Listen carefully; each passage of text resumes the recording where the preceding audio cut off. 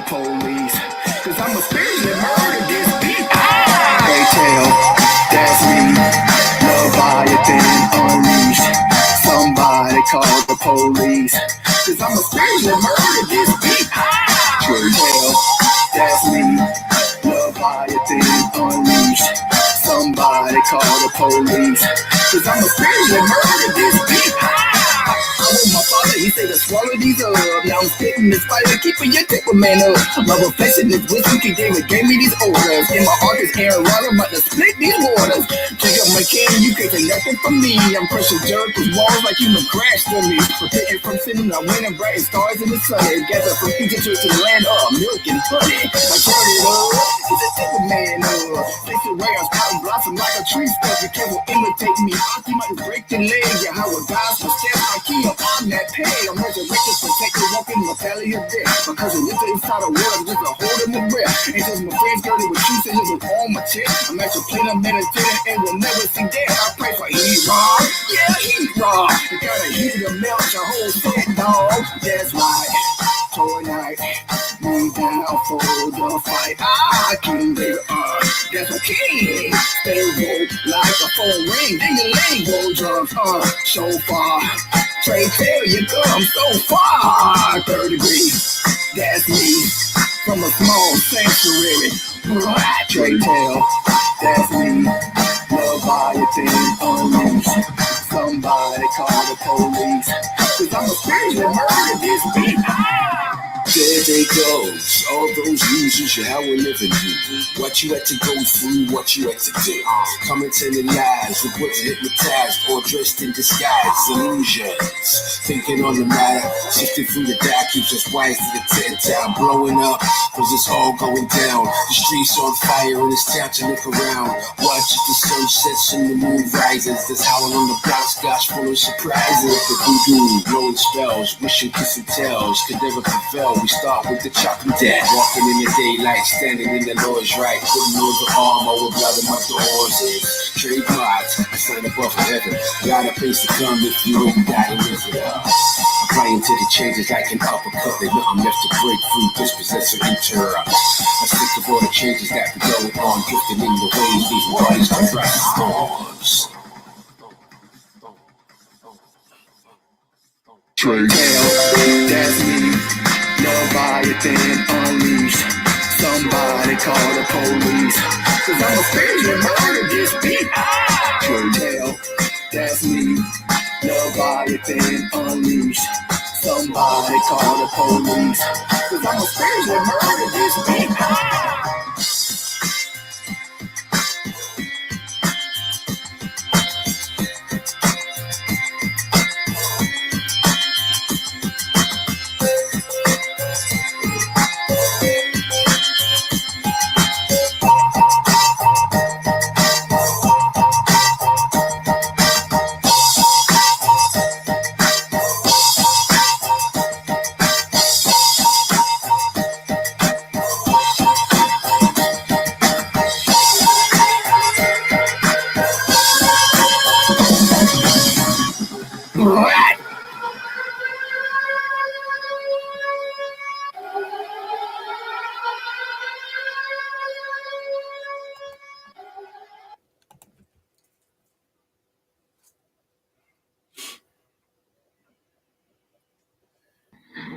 Came a fire. This is a heat rock. Yahweh.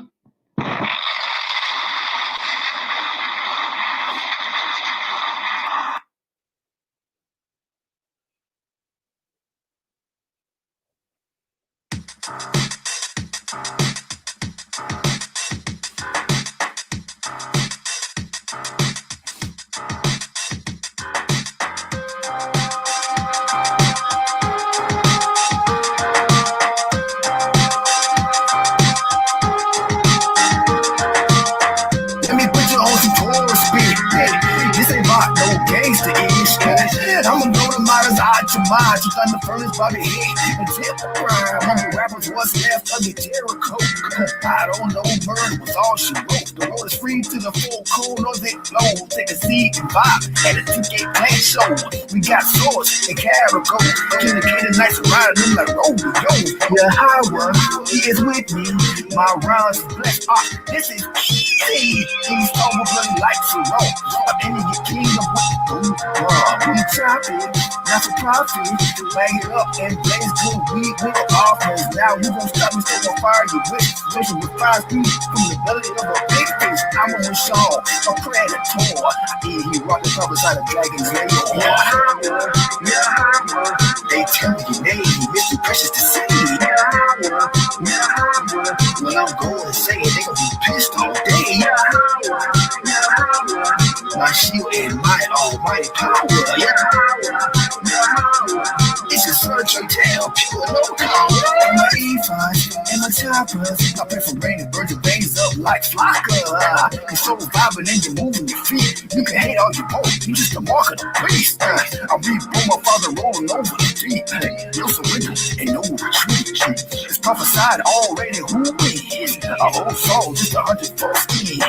Vigilant and burn down on your crop, to tell for the wind without taking a shot. Hot fire, that's fire.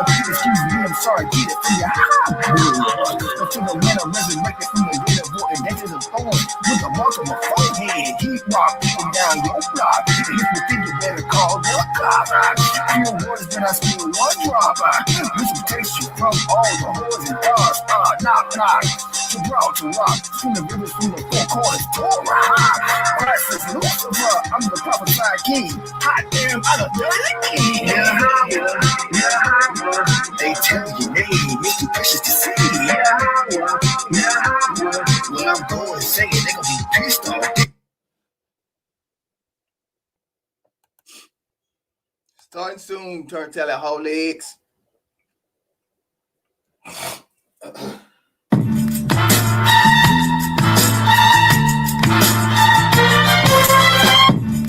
Get that light.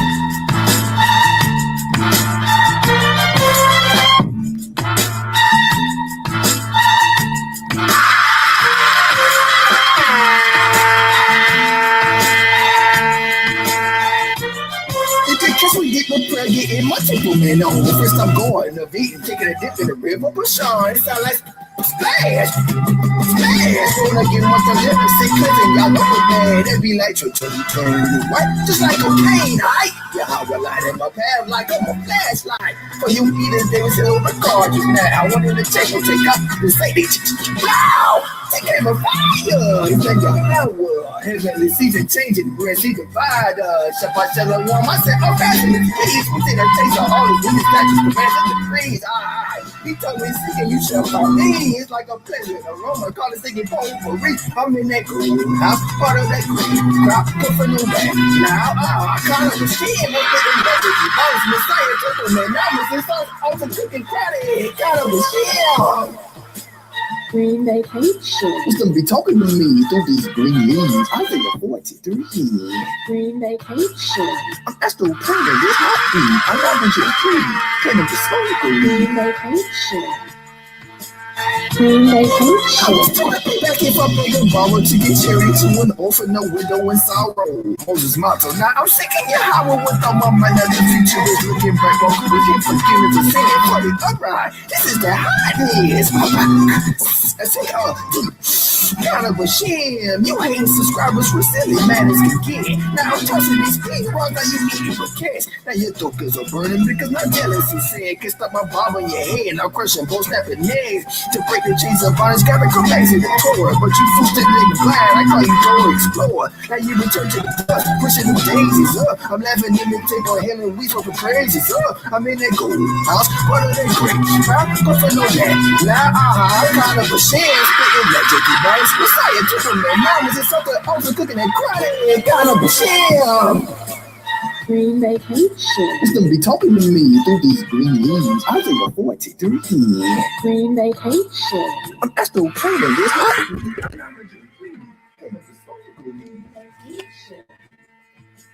Green vacation.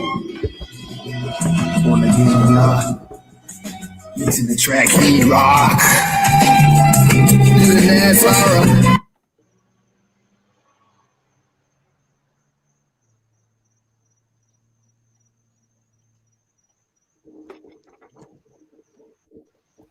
One second.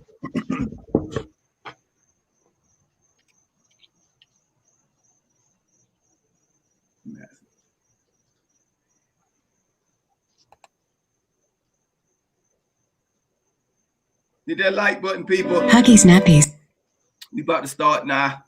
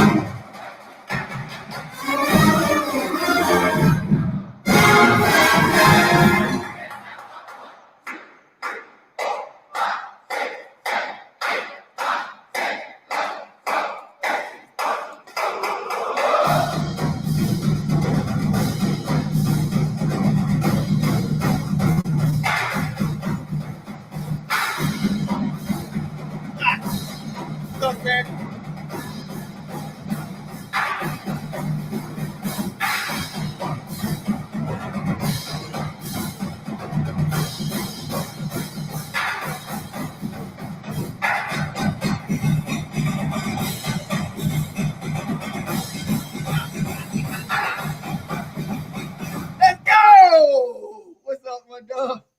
What's happening, homie? What's going on with you, fam? What's happening, man? What's been going on? It's been a while. Feel like a week, Yes, like a lifetime. It's been a little minute, but we back up in here, man. This the city. Tomahawk City, baby. What up, Scott? What up, Drip? Sandra the building, prime time. EMG, what's up, baby? Florida man. We got a coach. Don't even worry about all that. Florida man. Now I got a little bit of information. Let me get my things. Together. Hold on. There it is. In my notebook paper. Now, welcome to another edition of Tomahawk 6. Yours truly, Turnt Tally with your boy One Dub. It's Rivalry Week. You see the title, Beat Miami. That's what it's all about. Yeah. Yes, sir. I'm gonna go. I got a little bit of podcast as usual, a little information, some videos and some recruiting news and highlights. So we'll just do that. What's up, Don? We'll just do that for now. Hit that like button, please hit that like. And One Dub, you can start off whatever you want to go with, man. I just want to say what's happening to the Nova fam, man. You know, it's been a minute, bro. We back in this thing. We in here. It is Miami week, and I am ready to see what's going to happen, man. I'm excited about Saturday, bro. I'm excited. I was worried last week because I was still in my feelings about, you know, the previous episode. We ain't gonna go into that, but now I'm pumped. I'm crunk. I'm ready. I think I'm ready to see some of our DBs get these interceptions because they gonna happen. One of these linebackers gonna pop somebody. We gonna get us a fumble. I'm gonna make a bold prediction, man. We gonna get us a turnover touchdown on the turnover touchdown kings. We gonna get one. Yes, sir. Bro, gonna take it to the house. That's my bold prediction for this game. Tell Miami we got 2 words for them, and Triple H used to say them all the time. You already know what I'm talking about. Yes, sir. Yes, sir. It's Rivalry Week. God dang it. Okay. Let me get you see the picture on the screen? Oh yeah. Oh yeah, love that one right there. Love that one right there. Them snorter canes, the Miami snorter canes. I think I got a few. I'll save them for later. All right. Now we're gonna get into just a little bit of podcasting. Hopefully my computer don't freeze up. How y'all doing out there, Nose Nation? What y'all want to talk about? Out there, Nose Nation? I know y'all excited about the game. We gonna bring it to them, man. On that sorry defense, we gonna get that ass. Let's get them. Nobody giving us a chance at all. They talking mighty smoky. Everybody, even Florida State fans, talking like we ain't got no chance to win this game. Are you kidding me? Are you kidding me? Let's see. All right, FSU football podcast. Hold on. This is a new podcast I found yesterday. Let's see if I can find it. It's called Knowles Anonymous. There it is. They pretty good. Let me go ahead. Welcome to Knowles Anonymous. I just put the sound on because it ain't no video, so I just put sound on. For people currently suffering. And we'll do it like that. This is Knowles Anonymous. Last weekend or week, I guess, since the Georgia Tech loss has given you this newfound optimism. I mean, Miami's defense didn't do too great against Louisville. I mean, they have a couple good players, but I'd like to think Terry, he's got his head right this week. Can you hear it good? Yeah. Clear? Okay. And Blackman can't get much worse. So, I don't think it's going to get any worse than we saw last week. I think it's only going to get better. They're still implementing their scheme, and I'm just expecting better play this week than we saw last week. And I thought Miami looks susceptible against Louisville. Yeah, I'd agree with that. Yeah, I'll be honest. I watched a lot of that game, but it was kind of on in the background. I saw De'Aaron King scored a lot of touchdowns. Saw Miami scored a lot of points, but the consensus seems to be that game wasn't as close as it looked. So, Drake, are you feeling optimistic based on what you saw in that game, or are we just doing what we've done literally all offseason and giving ourselves false expectations based on reading way too far into things? I think we have to be careful with it, but I think there is some room for, we can do a little bit better. De'Aaron King actually did look better this week, looked a lot more comfortable. For one, though, I don't think he throws a good deep ball. Two, I think it shows more the fact how bad Louisville is as a team. For being completely honest, the first two plays were out of the half, Miami scoring one touchdown, and then left pass calls at DB. So honestly, it's not going to be an easy game, but I think it's a very winnable game. Do you need 5 scholarship DBs to stop James Blackman when he doesn't have a pocket, though? I don't hate to sound pessimistic. It's kind of my shtick. At the end of the day, if you're going to, DBs only matter if the receivers can get down the field. If we have another situation, what was Hornibrook sacked 8 times last year against this team? He was a statue. And also they had Gregory Rousseau too, a top 3 pick who's not playing in the game too. He's out. Yeah, but he was only 2 of the 8 sacks. I mean, I don't think he was 4. He was 4. Was he really? Oh, okay. He was 4. All right. That's a huge. Our line's a lot better too. So, Max, I have a question for you. Where's the game being played? Well, I don't know. I know we're supposed to go down to South Florida, but is FIU going to let us use their stadium? I don't think that's been confirmed. But last 7 games, how many? And also they had Gregory Rousseau too, a top 3 pick who's not playing in the game, so he's out. Yeah, 7 times we played down there. 7 times we played The down last there. 14 years, how many times have we beaten them on the road? Yep. I mean, I guess 5. 6 out of 7. 6 out of 7. Okay. Well, that I don't know if that makes me feel better or worse. I don't know. I mean, I don't like to do them. I think history's great, but you look back in history and it's easy to find. You're always going to find something that makes you feel better. What I'm more interested in is what. All right, so let's look at what Miami said. So I thought they looked kind of flat against UAB. I thought that De'Aaron King didn't look like who we thought he was, and then I look at his stat sheet from Louisville, and I know I kind of heard some people talking about, I guess he got like 2 basically, sorry, Pats fans, Tom Brady touchdowns where you throw the ball 5 yards and your receiver books it to the, or I guess, can we call those Tim Tebow touchdowns? like the game-winning touchdown Tim Tebow threw the one time he made it to the playoffs for Denver where he threw it like 6 yards. The guy breaks 3 tackles. Breaks through. We got 25 people watching. Hit that like. Unless you might be a Miami fan, I'm gonna start getting suspicious. Crater in the next one hit like a 58-yarder, and everyone's like, "Wow, Tim Tebow's the real deal." It's like, yes, Tim Tebow deserves this credit. Yeah, but I don't know. I mean, it's interesting. I think he was brought in as an athlete, quote athlete. They talk about his athleticism, his running, but dude, his stat sheet in running isn't all that impressive. It looks like he throws the ball a lot, and he throws the ball really well. So I guess my question from not watching the Louisville game as much is it kind of like, he's not running as much because he doesn't have to? Because when everyone's so scared of him, they're bringing in a spy, and they're having to soften their coverage to have people watching De'Aaron King's legs that it lets him carve them up with it. Hey, one day, if you want to jump in, just let me know. I'll pause it. All right, yeah, no problem. It's only a few more minutes, I think. Or was he just kind of like pigeonholed as a runner and he's actually just a great passer?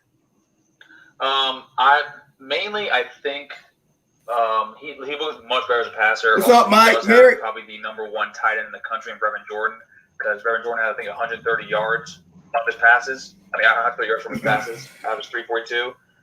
And also, he has a really good running back room, evidenced by Jalen Knighton catching a 75-yard reception the first play of the second half for a touchdown. But other than that, I mean, he's an athlete. I'll give him that, and he's a threat to run. But what's up, Bobby? He's a very hit that like, people. Maybe a slightly above average quarterback. Yeah, I mean, I get what you're saying, but it's like, he's not an average quarterback because he can run. Yeah, sorry, he's a quarterback's more. Yeah, he's an average thrower. He's a phenomenal athlete. But you mean like a thrower? He's a solid running back, and they have 4 legitimate running backs back there with him, Chaney, Knight, and Cameron Harris. Like isn't the problem that it seems like every time we play a mobile quarterback historically, they have like their career rushing game against us? Dude, trust me, I am just praying he does not have a Lamar Jackson game against us. I mean, I'm fine with a loss. I'm not fine with a loss. I'm sure a lot of people are going to cut this off immediately. This guy's no fine with a loss. I'm not fine with a loss to Miami. Hey, one dub in the Turnt-TALLY Holics out there. Yeah. What's the consensus? If any of y'all, I haven't been watching War Chant or the experts. Who are they picking to win this game? I'm assuming Miami. Yeah, the majority is all saying that Miami is going to win at least by 10 points. So Jeff Cameron and War Chant, Aslan, all them? Yeah, Jeff Cameron just picked against them. Wow.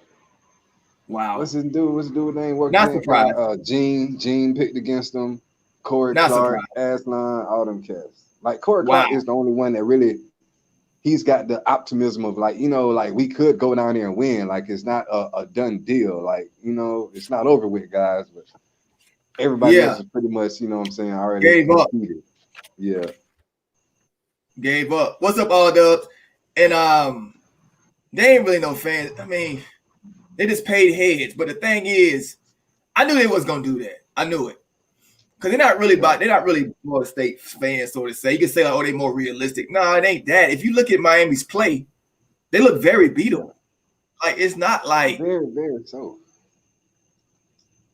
So I'm the only person, usually me, you, but we're gonna be the only dudes in Van that's gonna, everybody else, even the Florida State fans, challenge everybody, they're picking against us. That's weird. Like, so a little bit of optimism for the fan base, man. Miami scores a lot on chunk plays. Like they got a lot of big plays, right? You know what I'm saying? I read some numbers today where their offense is not as good as you would think, despite, the actual total number of points. Because they score on big splash plays. So if you can cut, some of those plays, force them to go down the field, what I'm saying, and actually execute. Not just beat yourself and actually get beat. You know what I'm saying? Because that's how they scoring like that. Right. It is what it is. I feel like we got the athletes. I'm sorry. Go ahead. Oh, I was just gonna say, I feel like we got athletes, you know what I'm saying, to at least close those gaps. Even if we miss a small assignment, we can still catch them. You know what I'm saying? Like, it's not like they're gonna blow us out in that, bro. Like, it's gonna be a good game. It is. It always gonna be a game like that. We get a lot of disrespect, but I tell you what, they know. They know. That's what I always talk about. Hit that like button. There's we'll get them next time, and then there's like if they do like what Florida did to us last year, I'm gonna be honest. I'll probably cancel the YouTube TV and just maybe check back in next year and see how we're doing. Yeah.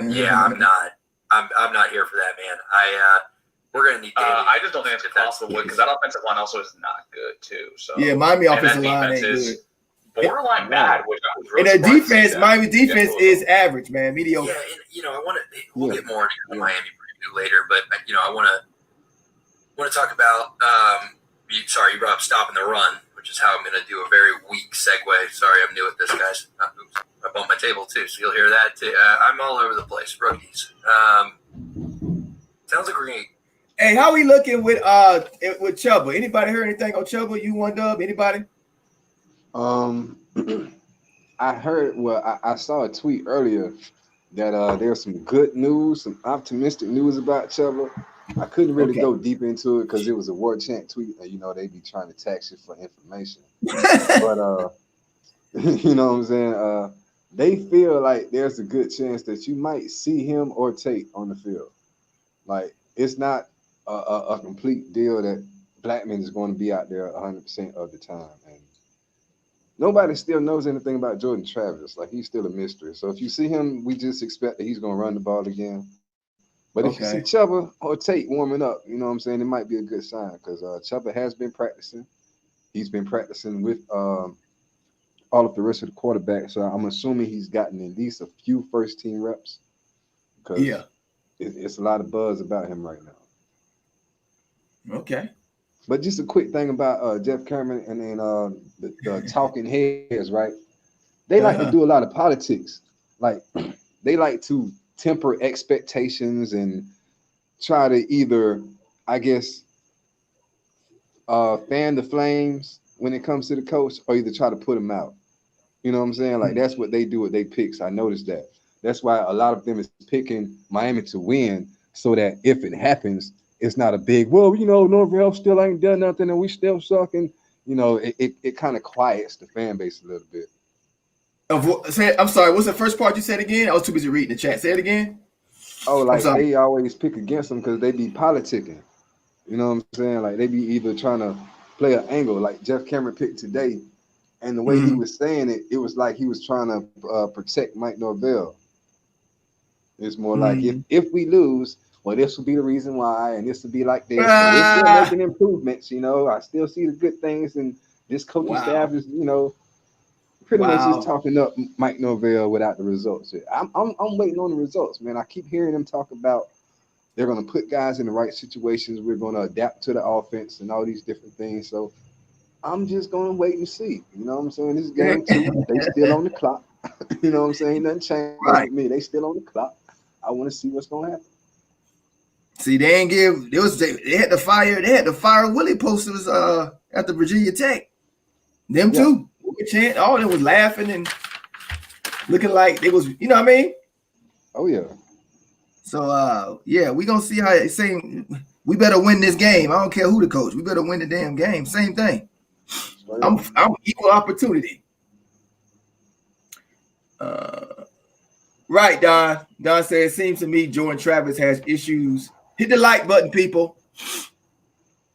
Has issues throwing the ball for whatever reason. I know the guy can run, but he has to make the defense respect. Well, if you put him in the RPO, you mix it up, you just have him come in. I say throw him in first quarter, though. He ain't got to start, but put him in like the second or third. I say second, third drive. Even during the first drive and just rotate the quarterbacks. Yeah, get Travis in some RPO, right. That's what I would do. Hit that like button, baby. They need to get him in something. Because if he's never going to throw the ball, why is he still a quarterback? You know what I'm saying? Like, you can use that spot for somebody else that can throw the ball. Right. You know what I'm saying? Like, talk him into being a receiver. Would he like to be a running back? Something like, Why are we just taking up that spot if they never gonna actually use him as a quarterback? Right. Hit that like button, people. Here we go. Let's put this back. Where was I at? Hit that like. Kendo back. It sounds like we're going to get Hamza back.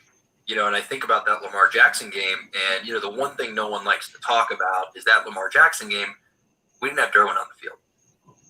And I think in a lot of ways, it's a very complex game. You pay the assistants a lot of money. But college football, in a lot of ways, is still backyard football in the sense of typically when you have a quarterback that's that generational athletic type talent, it seems like the strategy is just put your most athletic dude on him and let the athlete go against the athlete, and it'll work out. So what do you guys think about how you think Hamza coming back maybe is like what Derwin probably would have been to Lamar, or do you think it's probably still too early to tell? I haven't really heard much. You know, he's on the depth chart, but have y'all heard anything about his injury and what he might actually look like on Saturday? Dave, you want to go first for that one? Pass Nasruddin. Yeah, I mean, he's going to be shaking rust off, and this isn't the game you want to see him doing that, right? And, you know, he kind of gets back into our whole argument we keep getting into of, like, the name syndrome. You know, obviously he played good last year, but he's coming back from an injury, and it's like, you know, let's to think. Hopefully he comes back. Too, trust me. We're like, over the offseason, we do this thing where we kind of just say people's names a bunch of times, and we're like, you know, it's like if you just read the names on the defensive line enough, you'll be like, oh yeah, they're pretty good. Oh, they're really good. And then by the end of camp, we had convinced ourselves we were going to have somehow the best defensive line in the country, and you know, we were Clemson on the defensive line, and it's like based on some magazines and some preseason stuff and some NFL draft analysts, which by the way, like I know they do it for a living, but like Jamarcus Russell. And yeah, it's just, I don't know. I think we set ourselves up for disappointment with our defense because what we saw. Can I react to that real quick? But, sorry, I'm kind of rambling at this point.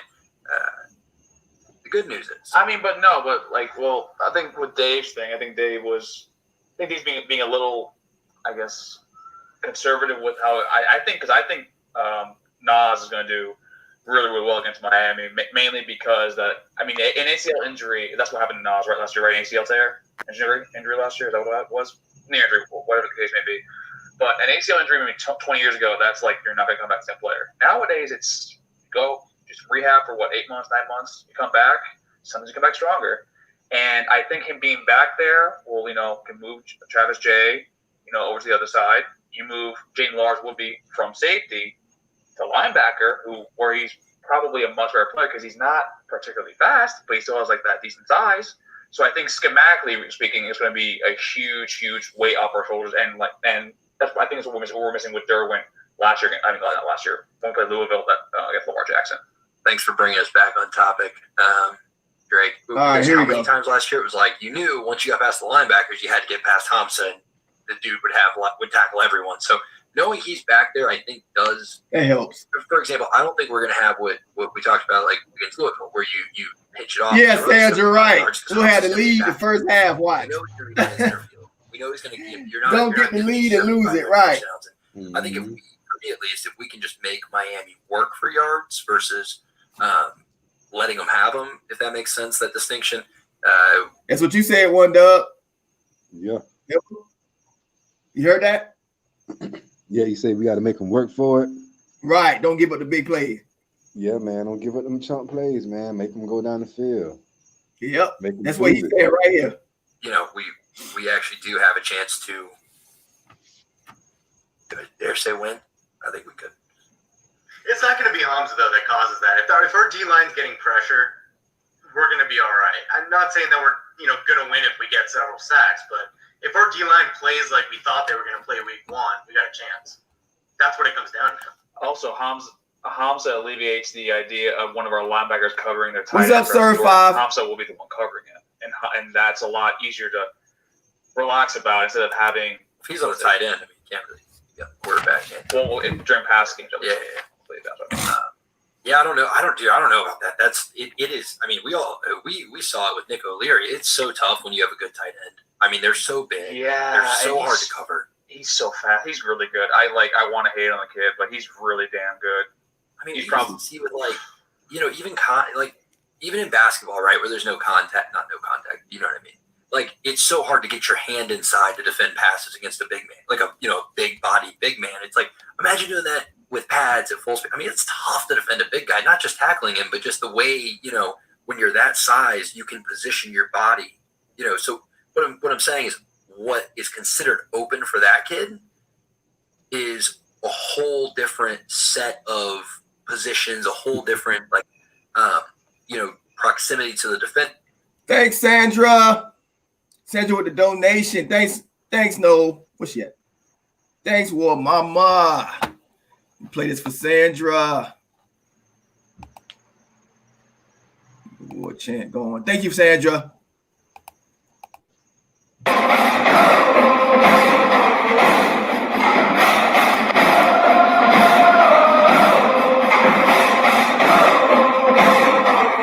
Just great.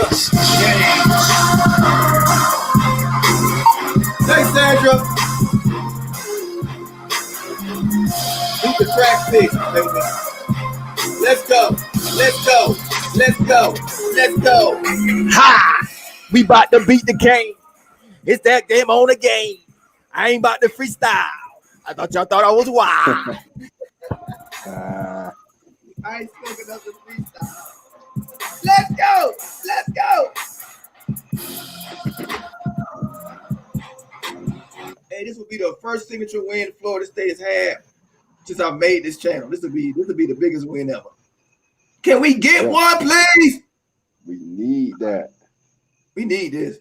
He can basically be touching the defender and still make himself quote. We need this because of the way when you're that big, you can kind of turn your body and block people out, which is pretty scary. I just don't know if Hamza has the size to do that. I mean, that's fair, and we shouldn't be relying on one player to make this huge impact. I'm being optimistic, saying that it should change around a lot of the scheme and who's on the field and get the best players on the team out on their own defense. So that's probably more my optimism coming from. Yeah, no, I agree. I mean, look, in the end of the day, maybe our D-line has a better game. Maybe they had a bad game. I mean, look, we have a team that just came off of a pretty terrible Sun Bowl that capped off a pretty terrible season. Doesn't know how to look. I'm not saying they're going to learn how to win in 2 weeks. What I'm saying is, when you see a team perform badly, you need to look at the why did they perform badly. I'm going to do a long-winded golf analogy. Actually, I'll keep it short. But, there's two reasons you can have a bad round of golf. Everything goes wrong. You're not hitting it. You're not putting well. Your chipping's horrible. Then you have rounds use myself as an example. I had last Monday where I actually shot a pretty good round, but I had 6 out of bounds off the tee. I had the shanks, and there were 6 out of bounds. Yeah, so 2 of them were actually the same shot. I hit one. I was trying to cut it over water onto a green. All right, we ain't talking about no golf here. Okay, hold on. Talk about no damn golf. Hold on a second, y'all. I got the timestamps just a little bit more, and we'll go to the next thing. I can do it again. Goggles on for a minute. So I don't know. Do we come out against Miami and catch those 2 or 3 passes? Does our offensive line stay in the game? Who knows? Yeah. Does the offensive line stay healthy? Goodness gracious. That's the question. Hey, dude, why can't we keep an offensive line healthy? Does everyone else have injuries and we just don't notice it because their backups are good? It's not only the offensive line; it's everybody. Because remember, Kano also got hurt last year. All right, let's go. And then I see a Miami team that actually struggled on defense against a team that they only allowed to score 20 points last year. I see a drop up in their defense. I see a gimmicky offense that if they score only on 2 big plays, if they didn't score, they actually would have been down 33-34. So I tentatively see us actually probably having a better chance now to beat them than I thought last week, Miami. Their defense. All right, so it's kind of interesting. So I want to unpack that for a second. So what you're saying is, it sounds like that's almost like the opposite of what most of the fan base is thinking, but that's interesting. So you almost feel that UCF Georgia Tech was proof of how good UCF is, how far they've come. Hey, one dub. Yo. Hey, one dub. I already got my mind when we are underdog, right? The win is that much sweeter, right? When nobody believes in your team, And I'm looking around. I'm taking notice of our fan base, and I'm looking around and listening to what they're saying. I ain't been saying much, but I've been listening. Mm-hmm. And I tell you what, we win this game. I don't want to hear nothing from a lot of Florida State fans. I don't want to hear nothing from them. I'm gonna call them out. If we win Saturday, I'm gonna call a lot of people because nobody give the Florida State fan base don't even believe hardly. Yeah, this is that's great. crazy. So That's crazy. when we party on Saturday, if we win, we party. As a program.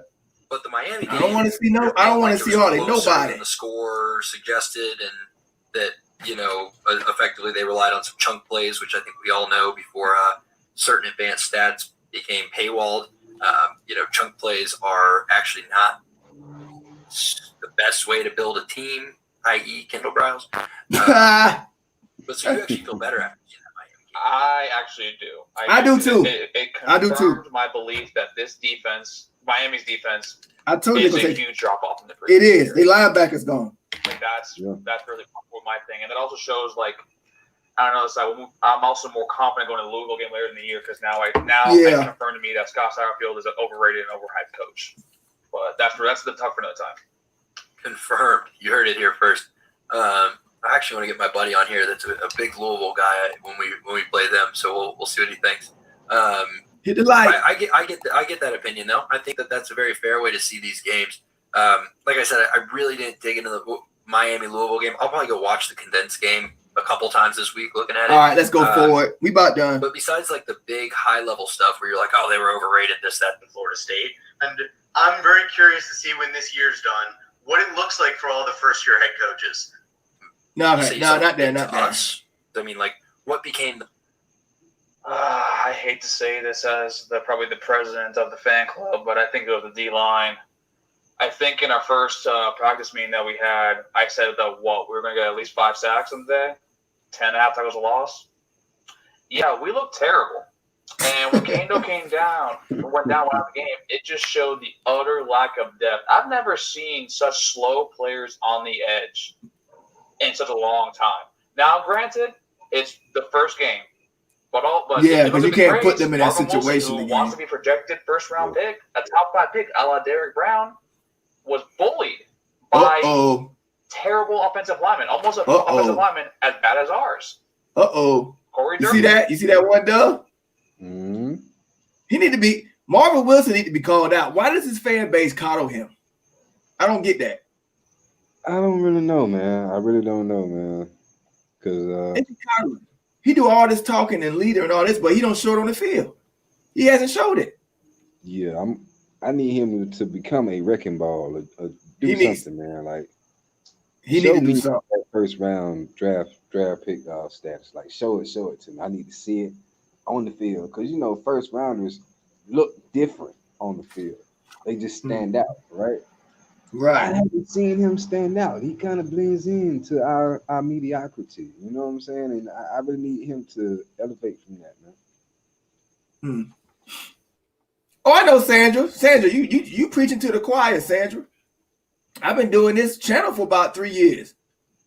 So you preach to the choir. I know how it is, but at the same time, you gotta have, believe. You gotta believe, man. You gotta believe. What's the point of even watching the game or even enjoying the season? Forever Seminoles fans win or lose because I believe we will get back to the top and dominate again. Right. All right, let's get back to it. We'll get to some highlights soon and some other stuff. Janarius Robinson was triggering inappropriately. He just as a unit, they looked abysmal. And I thought I was championing him as the best D-line in the entire country. Not just the conference, the country. So that is the worst thing that I overhyped myself on, and now I'm having to look back and see, are we good? I think we are. We could be great, but right now after one game, I hope that's not how we play. Brother, I'm not gonna lie to you. I think literally all they drank that Kool-Aid, and I think that we realized it wasn't as much Kool-Aid as it was Hunch Punch, and we ended up having to stumble out of there to go eat a nice big serving of crow. So we're with you. Hopefully they rebound. Mike, what do you got? What's your most disappointing position group based on the preseason expectations that you saw floating around the fan base? I'm not going to attribute it to one play, but we know what play I'm talking about with the wide receivers. I mean, I thought we were going to get a lot more out of Helton had a touchdown, but Helton and Terry, I just thought we were going to get a lot more out of them. Did Helton have a touchdown, or did Mike Norvell and Kenny Dillingham have a touchdown? Because, like, dude, you and I could have. In our annual. All right, we'll do one more thing on this podcast. You and I could have ran that. Yeah, so super high. And then we'll just talk a little bit, and we're going into some more stuff. Like on the SAT, I will say you've been right about this once. If you give me the national championship next year, we can lose every game by 30 the rest of the year. Oh, I do remember I literally wanted to reach through my phone. Hold on, y'all. Somehow. Into my position group that, frankly, I felt like let us down the most based on hype, and that's the coaching staff. I mean, these guys they're getting a break. More of a break than Willie's staff got, and I don't know if there's a reason for that, but see, you hear that? I think that, like I said, you hear that? They see it too. Yeah, they see it too. There's a reason for that, but no, let's he talk about it. They see it. They see it, and the outsiders, the recruits see it. A lot of people see it. I don't care what the fan base say. A lot of people see it. It's not a good look. No, not at all. Not at all. Bad optics. The reason is two things. One, I think Willie set his own expectations. Here we go. Here go the apologies. Cupboards aren't bare. No turds in the punch bowl. Let's see. Badasses and war daddies. What do you see when you get here? I see beef, right? And secondly, for good reason. Mike Norvell come in with high expectations as well. Right. Look it up and then interrupt you. Sure did. The standard, I'm saying. Standard's a standard. Have it. The 4 recruiting classes before Willie, it was like, they were all in the top 10. So I think that he set his own expectations high, whereas I think Norvell, a lot of it, frankly, was us. We hear these definitions when we hear words, we take the definition we want to take, right? So when he says, oh, so-and-so is looking great in practice, we take that to mean the kid's looking like he might be an All-American versus like, oh, he's looking great, looking great, whatever. But I do think this coaching staff did make a couple crucial errors, and I think the running game is one of them. Dude, the screen game was working. I think Norvell – how do I put this?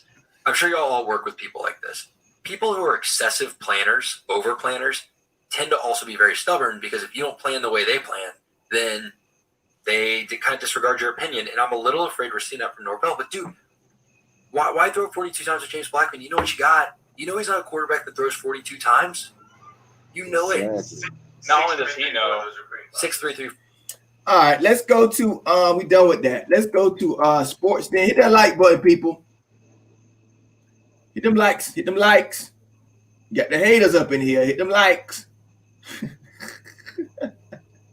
No, y'all hoes watching. Clout climbing. Clout climbing cockroaches. All right.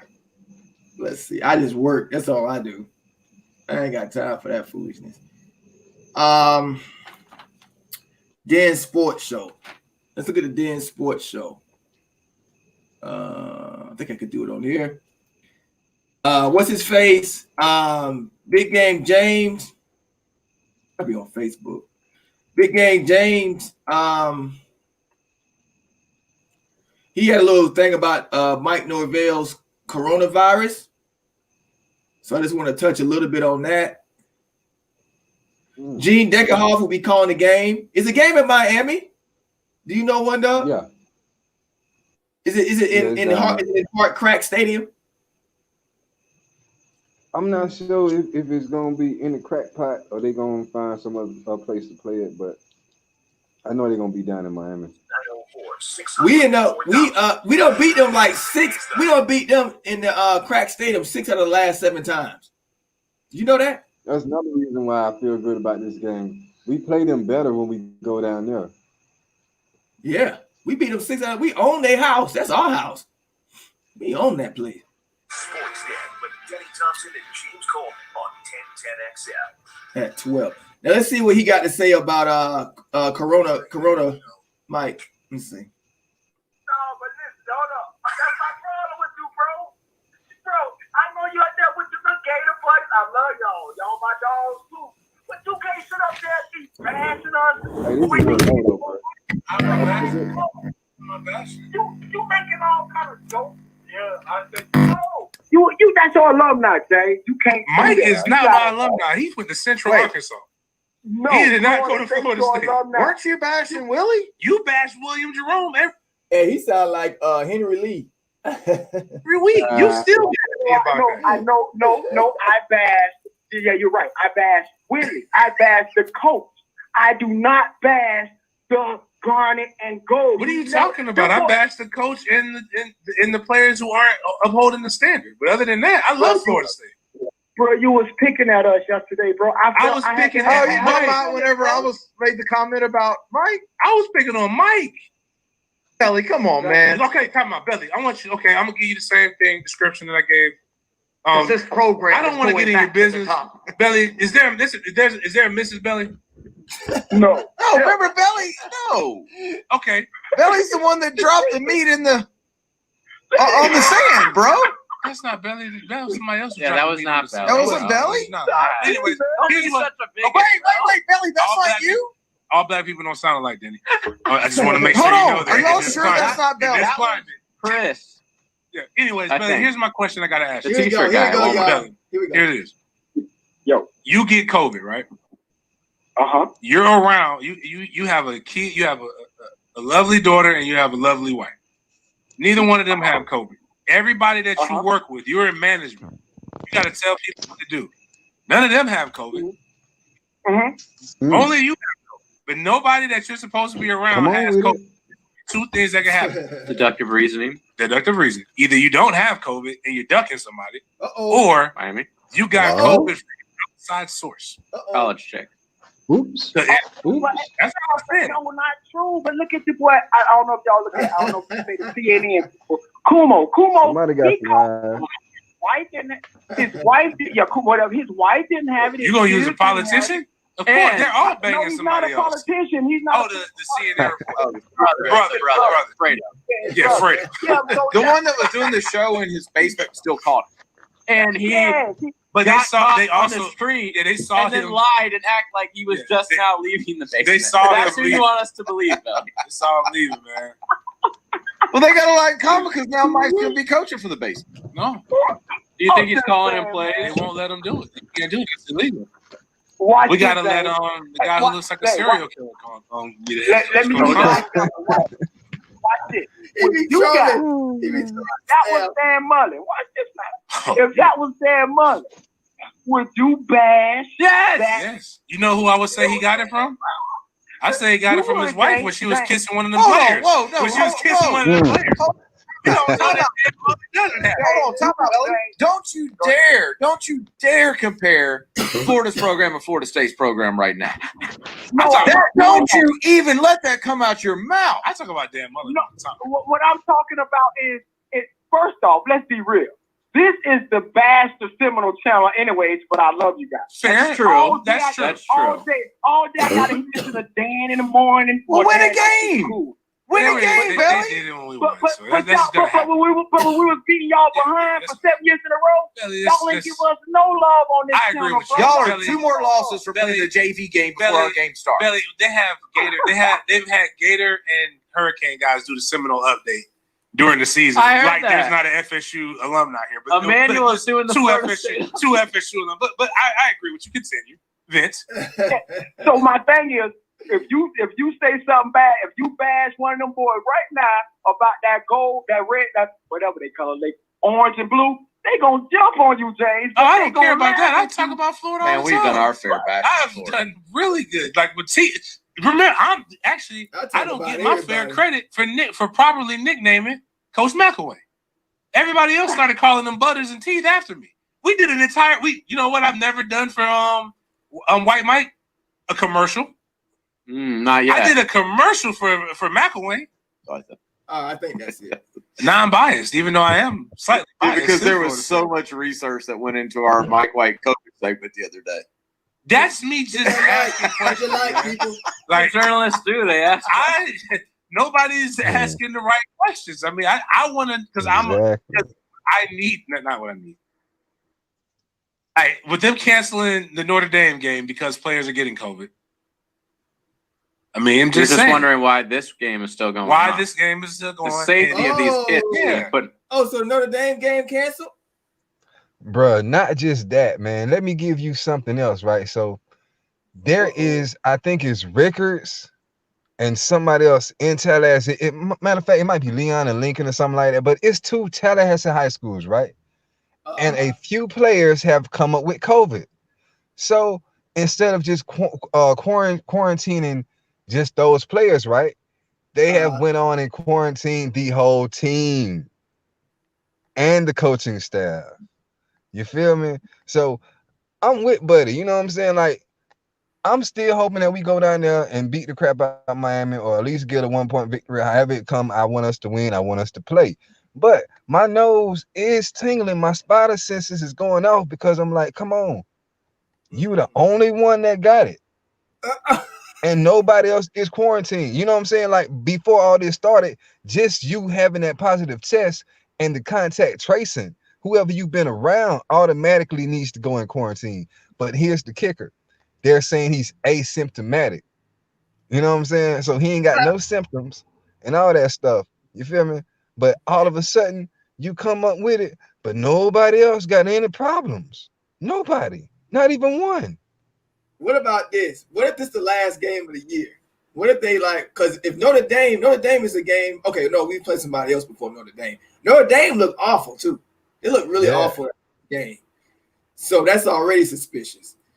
And secondly, I think because everybody don't look that good because of the because of the COVID thing, whatever. Everybody kind of because of the shortened spring. But at the same time, yeah, it's very suspicious. My spider sense is tingling too because we're not gonna play a full season. I don't think we're gonna make it past 5, 6, and it's almost like he can be kind of hidden. We better win that game, man. I don't care about all that. I don't care who the head coach. I don't care. I mean, the guy's gonna get a script from him anyway. They've been together. It's gonna be a Mike Norvell clone anyway. He's basically a clone of Mike Norvell. He's an older Mike Norvell. They've been together since beginning, so they know everything. He'll be talking to him on the phone and the headsets and all that. So basically, it's gonna be Mike. But the thing is that's suspicious is that the losses, if it's a loss, it's gonna be put on that coach. It ain't gonna be put on Mike Norvell. His face not gonna even be on this loss. To me, it will. If he was a loser, it would. I'm not gonna let him slide away. But it's very sus. It is. Yeah. Very sus. I just want to touch on that. I haven't seen this one video. Let's check this out in the chat. Hit that like button, baby. It's your boy TURNTTALLY, the #1 no fan in the no universe. If you think you know somebody better than me, you're doing this. Boy, stop. We are conquered over here. You on here live on Tomahawk City with TURNTTALLY and your boy One Dub. We trying to get that dub this weekend. Let's beat the Bummer Canes. Nobody giving us a chance. I believe. Oh yeah. But nobody giving us a chance. It's all right. It's better that way. It's better that way. It's more sweeter. Over here, we know blood. Raw. Hit that like, people. Hit that like. We got a lot of haters. TURNTTALLY getting a lot of haters. But they always got to be around this flavor. Hit that dislike too, people. That helps me too, haters. Got to be around this flavor. Let's see. All right. Let's go to Asante Samuel. See what he talking about. I think it was on College Game Day. I haven't seen it yet. Shout out to Sandra for putting in the honey fried chicken chat. Thank you, no sister. Who that? Preview show. Oh, that's okay. I know that it is. Jameis Winston looking like he gonna get that starting job. Because Drew Brees looking like he need to retire. He looking awful. Yeah, already? Already. He looking real bad, man. Drew Brees looking real bad. They got cleaned up. Our defense, even though we lost to them game week 1, the Bucks. Shout out to the Bucks too. Super Bowl bound. Super Bowl of bust, baby. Fournette, running that goddamn thing. Woo! Fournette. Boy, the Bucks looking. Wait till Brady get the timing down with the receivers and get the playbook. Look out! That defense looking. Ooh, that defense looking scary. We locked up New Orleans. They beat us because Brady threw a pick 6, but our defense looked really good. But the Saints got cleaned up really bad by the Raiders, and they say Breeze looking old, man. He is old though. Yeah, he up there. So, hold on, y'all. Let me get this up. Hit that like button, people. Hit that like. Let's go. Let's see what Asante Samuel talking about on Packer and Durham. Let's see what he talking about. What you got, Asante?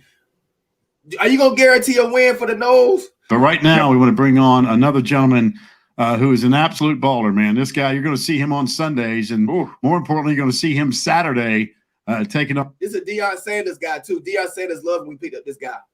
So you remember that? I remember little things like that. Deion was like, yeah, they got one here. He loved this kid. On the Miami Hurricanes, our man Asante Samuel Jr. joins us.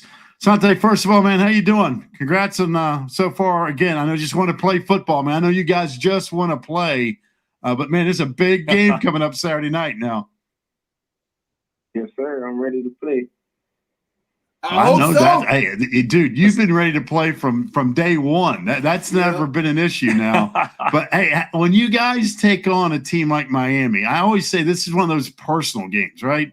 Everybody knows everybody when the Canes and the Noles get together. When I asked you, when you go down that Miami roster, how many of those guys do you think you actually know on a first-name basis?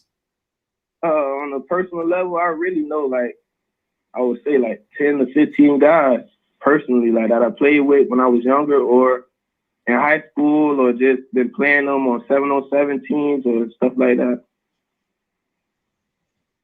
Asante, the ball game against Georgia Tech seems like a long time ago at this point, but yet you had a great ball game, couple of interceptions, half dozen tackles or so. I know the win is the most important thing. But the experience of being back out there after going through everything you guys went through, what was that like?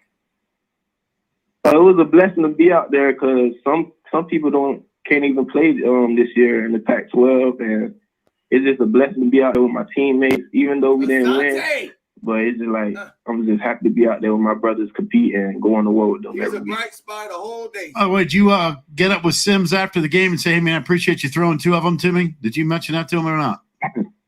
No, we didn't win the game, so it really didn't matter. You're right. All right, this game. Why is this game different than everything else that you play on your schedule? This game is different because the history of the game, the history of the rivalry, and just the atmosphere each week. I mean, every week that we play Miami is just crazy, and I just want to go out there and play with my teammates and play for the people that came before us because it's bigger than just the game. It's really a similar legacy, really. That's a good point. And is this one where you do think about all those highlights everybody shows during the week where you see the games determined by field goals or blocked extra points or whatever the case may be? I mean, DeMarcus Walker made an unbelievable play a couple of years ago in this series. You've had great performances. Is this the one week where even players in 2020 think about what happened in the 90s or even early 2000s, Asante? Of course, that's why I say I want to play for the similar legacy. I mean, guys are going to be watching that haven't been watching for a couple of years. People going to be like all in this week. It's just Miami week. It's nothing really to say. You just when it's Miami week, you just know you better come to work and you better be ready to go to war. All right, now your head coach, Mike Norvell, tests positive for the coronavirus. He will not be with you guys on Saturday night. What can you tell us about Coach Thompson? What's practice has been like with him? What can you tell us about him that maybe we don't know about? Even though Coach Norvell tested positive, he's still been here through Zoom. He's been watching practice. We've been hearing him at practice. So he's still been with us, just not physically. And Coach Thompson is a great coach. He's got experience. He knows what he's doing, and the intensity has been high. And it's what it should be for Miami week. Wait a second. Coach Norvell is watching practice. Take me through how that happens. Is somebody walking around with a camera and a Zoom phone or something? What's the deal, Asante? Yeah, literally, somebody just walking around with a camera, and you can hear them through the stereo talking and correcting guys from special teams to DB drills to everything. You can hear them, and it's just like crazy how the world 2020 is. Now, wait a second. Is that a little scary that all of a sudden your head coach, who's in isolation at home in quarantine, and you're out there on the practice field, and all of a sudden over the speaker system comes his voice yelling at someone, like voice of God type stuff, right? Yeah, whenever he says anything to me, I just look up to the sky and put my thumbs up because I don't know where he at. So it's like, hey. Asante, That's pretty wild. That is 2020. In a game like this, how important is it to make sure you're not too hyped up? Because, I mean, listen, Miami's going to be fired up to see you. There's no doubt the Noles will be fired up to see the Canes. Do you have to basically take a step back a little bit and say, listen, hey, we still got to go play? Because you can get overhyped for a football game. Oh, definitely. You just got to stay level-headed and, you prepare for these moments, so you can't get yourself too worked up for it. You just got to go out there and play your game and rely on your preparation because we've been prepared for these moments since January, and you got to bring them to fruition. You guys have had to go through a lot to get back to playing football. You're from Sunrise. You're a star at Florida State. You know a lot of guys on that other team. When you take the field on Saturday night, what's the most important thing for Florida State to win the game? The most important thing for Florida State to win the game is basically playing Florida State football and making sure we execute everything we have to do. We can't really worry about what they're going to do and how they're going to attack us because we have to make sure that we have everything we need to be doing on the defense and the offense, special teams aspect, every three phases of the game. You just got to make sure you're prepared and ready to go. You can't really worry about the opponent because the opponent is going to change every week. You got to make sure that Florida State is doing what Florida State is supposed to do. Sante, when you watch Miami on tape, they've got a lot of weapons. De'Aaron King is playing lights out. They got all these freshmen in the backfield. Cameron Harris has been great. Brevin Jordan's a star. You're sitting back there as a defensive back watching these guys. Give me the one guy that you say, hey, you know what? We better get a handle on fill in the blank. Brevin Jordan.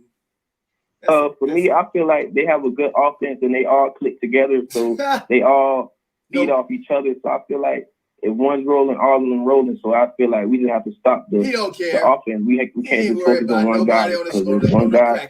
If you focus on one guy, then you got to be bad. You got to go out there, like I said, and play Florida State football. Make sure you do your assignments in the line right and play the ball to the wall and just go out there and play your heart out. All right, Pack. You get to ask Asante the Packer and Durham question. All right, Asante, I'm putting you on the spot here. During your career at Florida State, what has been the hardest class? Oh, man. I'll say that's a good question. I don't know. I'll say football class, math or something like that. Math or something. Come on now. Ain't nothing hard. He just came. 2 plus 2 equals 4. Yeah, he's taking no math. Yeah, math class. He ain't worried about nothing. Class, what's that? What's that? Like math? I ain't heard the word math in second grade. You learned math in second grade. Straight up, bro. What do you calculus? All right. Calculus or geometry? What math? What are you talking? Math. Yeah, math or something like that. Yeah, something like that. Come on. Come on. Okay. There had to be a class that you walked into and you went, oh my goodness, what am I doing here? Like, how am I everybody know what's the hardest class you done took, bro, because you hate it forever. Right. It wasn't really one. I feel like it was really most of them, but you just got to attack it on the right way and make sure you get all your work completed before it's due. Yeah, well, you're right about that. Well, listen, keep up the great work, man. You are a really big-time player, and the future is bright. But, man, this game's set. He said we do. Is that what he said? To win? Is that what he said? What's up? Did he say we do to win? Oh, no, he ain't saying. He ain't really give up nothing juicy. Friday night is unlike any other one. This is a crazy game, and I know how important it is for you and your guys and getting on a W to get this thing started, man. But we wish you the very best. Appreciate it. I wish you guys the best too. All right, y'all. That's pretty good. That's better than what I thought. Okay. Now, let's see. Asante Samuel. We know we got better DBs than they do. Linebackers. I don't know. Might be a wash. I know he took a big step back. I don't know. I got to look at us week 2, man, because week 2 is the jump. We got more reps. But I know we got better DBs. Defensive line should be – I know the tackles are better than theirs. They might have the edge on one end, defensive end. Offensive line, wash. Quarterback, they wouldn't have the edge, I believe, at quarterback. We would have the edge. We would have the edge at receivers. It's a true rivalry game. It just has that feel to it. We have weaknesses. They have weaknesses. It's just who capitalizes off of the weaknesses more. That's all. Better game plan. We've had 2 weeks of game plan. Ain't no excuses for us. Ain't no excuses. We've had 2 weeks of game plan. 2 weeks. Let's look at some of these. Hit that like button, people. You dealing with TURNTTALLY and one dub. This is Tomahawk City, baby. The Tomahawk City. Hold on a second. Let me go to hit that like button, people.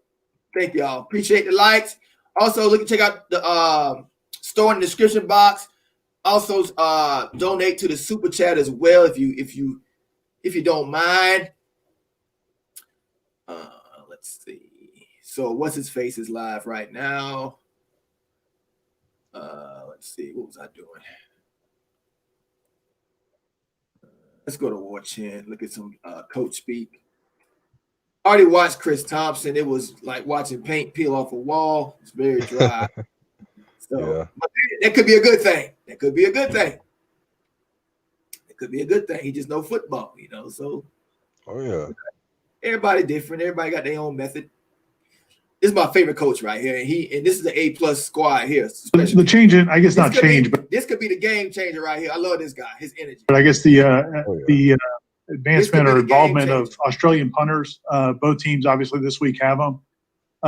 When do you recall when that first became, when you first knew that was going to become a kind of a trend in football? And what any theories as to why? I mean, I know they play Australian rules football, but any theories as to why that's those doors have become open? Well, I guess, it's been a while now. My first exposure to it was at the University of North Carolina. I had an Australian. Right. Oh, Australia. Okay. Yeah. EMG. I'm with you on that. We just need to stop the running backs from getting the edge. It will be good. Stop the running. Good edge. Discipline. We need push from our line. We need pressure. If we can't get it, I say hurry up and crash the linebackers. Put Dana on the edge on the other side. Whatever you got to do. I feel good about our defense versus their offense. That's going to be the key to the game, too. I feel good. If we can slow them down, because if we get – their defense is really bad. I really feel good about that matchup on Tamari and Terry. And Helton. We gotta target Helton more, but I feel really good about that. They got a lot to prove, too, from that bad last week they showed. He got to look like a first-round receiver, and it's on him, and it's on Marvin Wilson, too, to show up. Yeah. So if those two show up, I feel really good. I see it's got to show up, man. Period. Which is probably 5 years ago now, but I think a couple of reasons why. I think as punt has evolved over time, coaches on the punt unit have become a lot more creative. Whether it's with formations or moving the pocket and how they punt. Utilizing the ability to kick it back across the field and ball placement has become so critical. And I think it's a natural skill set for guys who have played Australian rules football to be able to kind of manipulate their kicks a little bit, control their ball placement, and have really great accuracy on moving the ball around. And it's just proved to be a weapon. They do a really good job of development. The group that we work with does a great job of, kind of preparing their guys for what American football is going to be like. And I feel comfortable with Alex when he came over here, and he's done a really good job.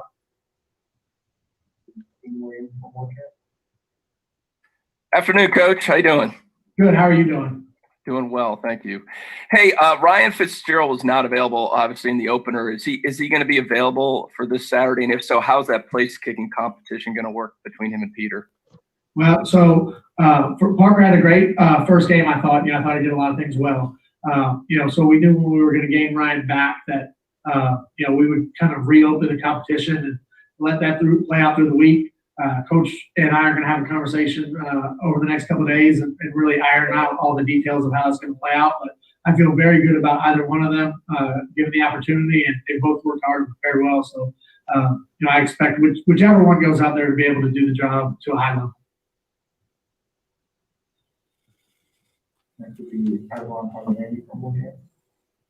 Are you hopeful that Josh Caindale will be a go for Saturday? Well, he's been working hard. He's been doing everything he can possibly do through his rehab process. He's out there, I see him, he's working. So we'll see. I'm not going to make any determinations on whether he will or won't be able to go still this far out. But I know he's working hard every day, and his mindset is to put himself in the best position he possibly can to be able to help us out. Hey, Coach, saw that Corey Wren was added to the depth chart as a kickoff returner this week. If he does get an opportunity, I guess what does that type of speed bring to the return game? Well, ever since we recruited Corey, I kind of thought that he'd be a guy that, whether it was in year one or down the road, that he would have an opportunity to really impact us from a kick return game standpoint. One of the things that Corey does so well is he can get to top speed. We'll pause for a minute.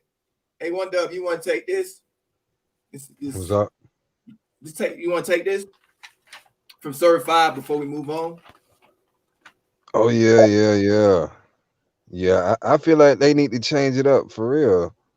But my definition of change it up is to change up the quarterback. But you know what I'm saying, just to stick to what you're saying, they do need to get the ball out of his hands quick, man. They need to get some more screens. Don't give up on the screen game because it was working. Some quick slants, some ends, you know what I'm saying? Something to get the ball out of his hands quickly so he doesn't have to do too much reading, too much thinking, or get paranoid, because he gets paranoid back there when he has too much time, even if there's nothing going on. You know what I'm saying? He get the happy feet because I guess he got what that is, PTSD from all the hits the last few years. But I feel like, you know what I'm saying, this staff should really show improve this week, man. Show us these plays, get creative, get your playmakers involved, get these boys in space. And don't forget about the tight end. I feel like we just abandoned the whole tight end concept last week. Yeah, we did. What's up, Willie? Let's get back. Okay. Yeah, I agree with everything. Part of being successful as a returner is being able to make one cut and go. And Corey has that ability in him. So, I don't know if we'll end up seeing him on Saturday night or not, but he's definitely a guy that we look to develop in that role. And hopefully, as he gets more experience. Can we see? Oh, he did say Corey Wren. I want to see Corey Wren, man. I want to see him at punt. Yeah. I want to see him all over the place. Well, I love you. I love Travis J. I'm sure the fans love him, but I want to see Corey Wren back there. I want to see what this kid can do. I know he can fly. Let's just see what he can do, man. Get the ball in his hands, man. Put the ball in his hands. Damn. I hope we see Corey Wren. I hope we can help us out as we move forward.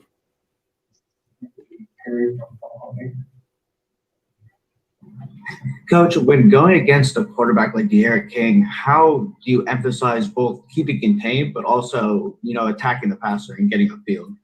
Yeah, I mean, pass rush, lane awareness. Also, on another note. Thanks, Willie. What's up, Willie? I just got an alert. this is off the topic, but man, the Nuggets can pull it off the finals, man. Have you been watching the Nuggets? Denver? Yeah, I watched a little bit, man. I want to see how this gonna turn out. The only way it's looking like if it's fair, Denver can win. But if you know how it is, LeBron got the NBA. So, and the referees too much going on behind the scenes for LeBron to take this L. But I do think like Jamal Murray is really, really emerging. You know what I'm saying? In this postseason, bro. Like he's turning into like the next baby Steph Curry or something. But he don't cry like these players this generation. He like a throwback. Yeah. I like him. He's a throwback. Like he ain't crying to the ref. No, he getting in the mix. That's all he about. I really think that's the personality of their head coach.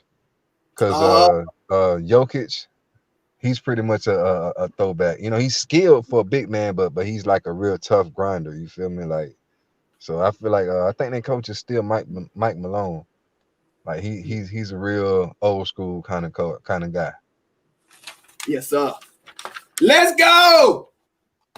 Thanks for the donation, Willie Carter. I seen you before, man. I appreciate it, bro. Really do. Let's go. Let me turn this up. Hold on, y'all. Sorry, y'all. Hold on. Let me turn this up. This for the donation. Beat Miami. South Beach pussy. Beat Miami. South Beach pussy. Let's go. No good. Raw. Let's go. Beat Miami.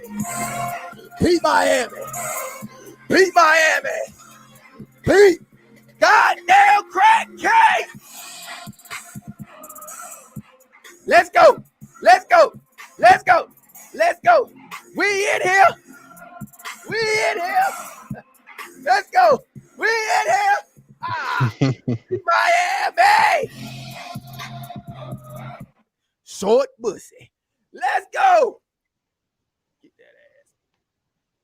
Let's get back to play. Hit that like button, people. Hit that like button. Let's go. Is it playing? I'm sorry, y'all. Hold on. Beat Miami.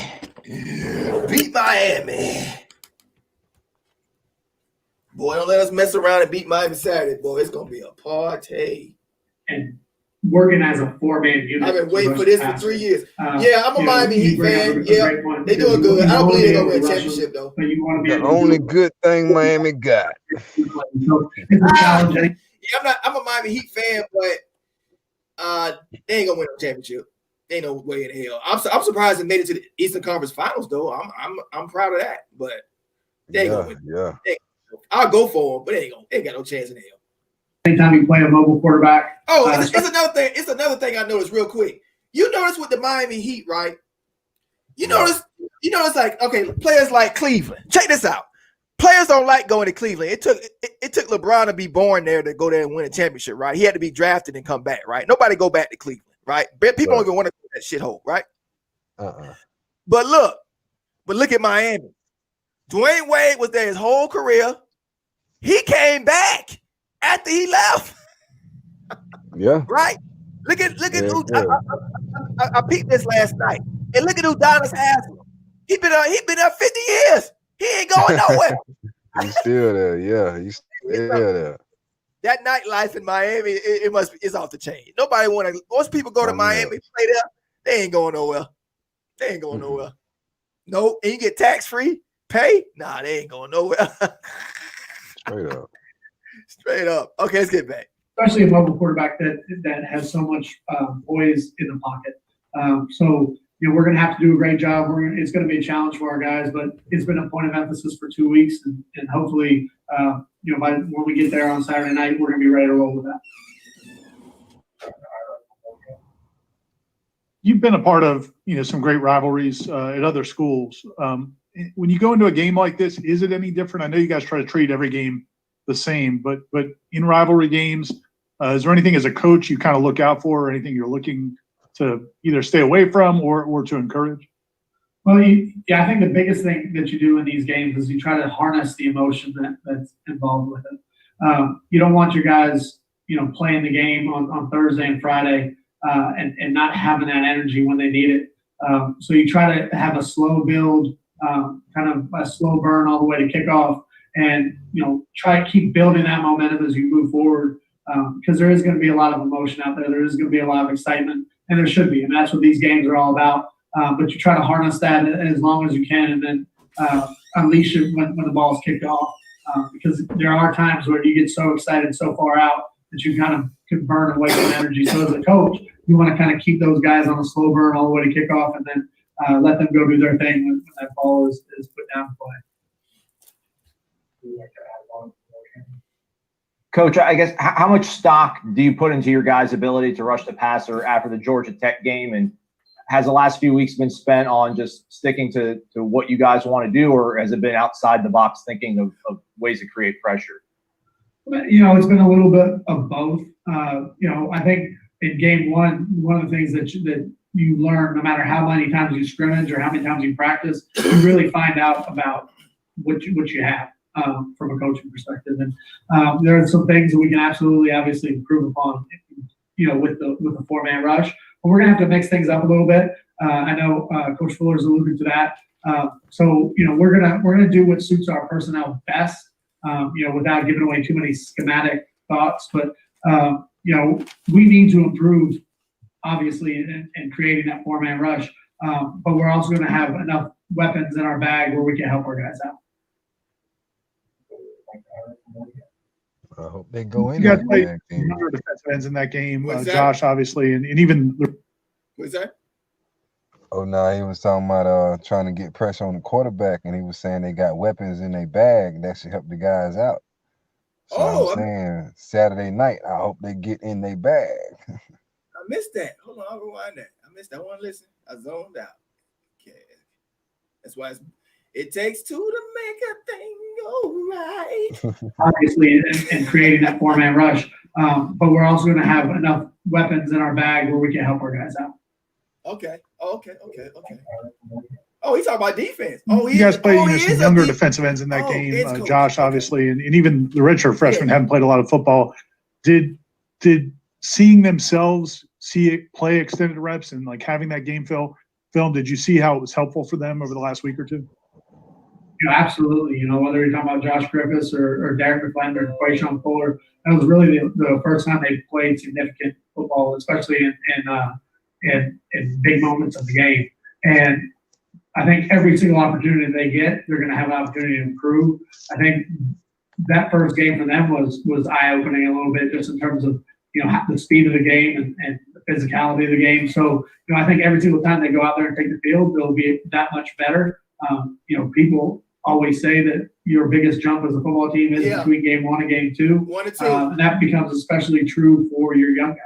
Right. They have a chance now to have gone through it, when I say gone through it, I mean it's the whole thing. It's pregame meal and stretch and warm up and the excitement in the locker room, and hopefully we're a lot more prepared, especially with those young guys going into the second game or first game. But all in all, those young guys, they've worked hard this week, and I think they understand the responsibility that they have, and I'm excited to see them play. That week 1 to week 2 jump, I mean, do you still expect it, even with that kind of off week being placed where it was? Have you ever been on a staff that had a bye week in week 2 also? One other time we had kind of a similar situation. I believe it was 2005 when we had a Hurricane Katrina and then Hurricane Rita come through. We had a game and then we had a bye, so it kind of felt like a long break. But you do expect to continue. The first week, our bye week was about ourselves. Yes, the coaches, we were starting to play for Miami, but really the emphasis of practice was improving the things that we needed to improve upon as a football team. And then this week, the focus obviously became Miami. And I do expect to see that jump. I do expect to see a better football team on the field on Saturday night than what we saw a couple weeks back. And truth be told, if we're doing the right things as coaches, we're going to see a better football team in November than you see in September. So we should continually look for improvement. In the building, what's happening? Our guys have that mindset and approach that every time we go out on the practice field, we're looking to get a little bit better. That 1% every day, we'll be where we want to be. All right, thank you. Thank you, guys. Henry Lee said he think when he said he was saying we get more talent, we'll be able to get more out of the bag. It sounded to me like I didn't really hear the whole thing completely, but it sounded like to me what you said, Wendell. Like hopefully we get some more help with the talent we have. I think, but let's just rewind. He was pretty much saying. I guess he was saying like they got some blitz packages and they got different things that they're gonna try to do if they can't get pressure with the front four. Right. That's what he said, Henry. I think you overthinking it. Every day, we'll be where we want to be. So every time we go out on the practice field, we're better than you see in September. So, I do expect to see that jump. I do expect to see the things that we need to improve upon as a football team. Yeah, you do expect, to continue. I believe it was. I don't know where it's at. It don't really matter. I don't know where it's at, but I think that's what he meant, Henry. We got one more, and then we'll get some tape. We made some offers yesterday. Florida State made some offers to some recruits. We're gonna look at some of that tape. First, we're gonna look at this young man right here. He talked about Miami stands the standard Miami week. I think it's Emmett Rice. He got to have a way better game than what he had last week. How did he look last week? He didn't look too good. He looked like Stephen Dix should take his job.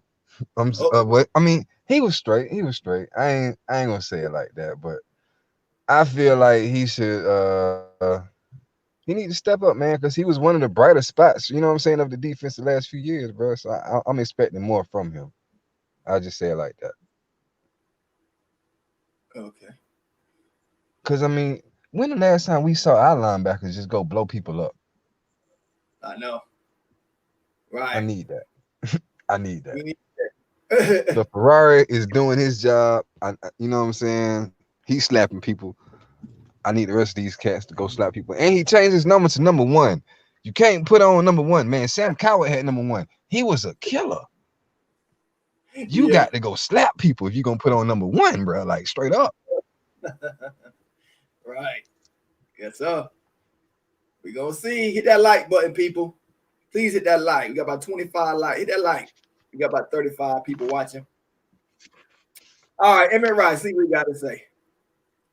It's going to be crazy from all people, Hey, Emmett, what does it mean to be going home and playing this game and it being a rivalry game that it is, just as a senior, as you've experienced it more? What does it mean possibly this last go around for you? This means a lot, just because I get to put on the show in front of my hometown.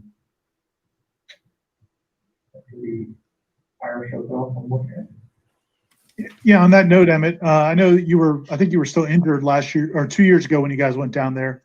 How disappointing was that, not getting the opportunity to play then? And what do you remember, I guess, from that game? Obviously, you guys played really well for most of it, and then they came back at the end. That was really disappointing because, like I said, I ain't get to put on the show from my hometown. But all I can take away from that is you just got to play all 4 quarters because, this rivalry can go any type of way.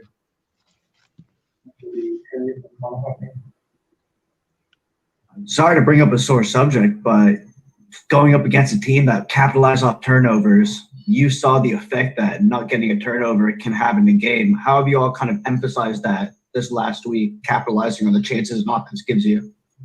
Well, we just emphasized how you don't know what play could be the game-changing play, so you got to focus on making every play that you can possibly make.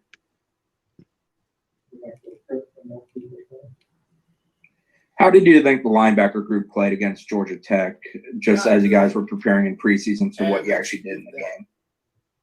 Well, I feel like we played solid.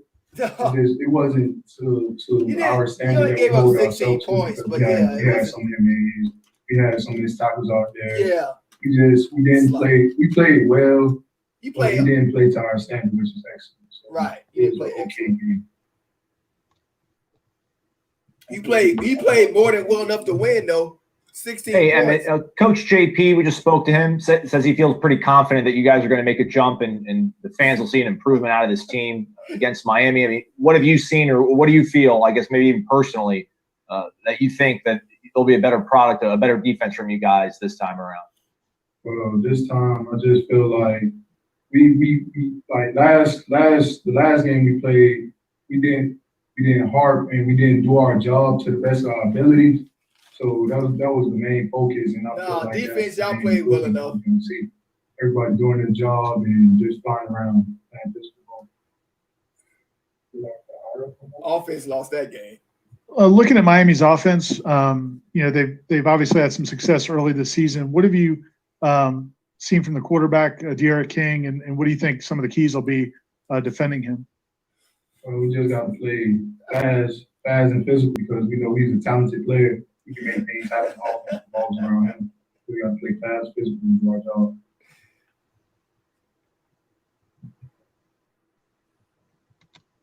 All right. Thank you. Thank you. Yeah. Beat Miami.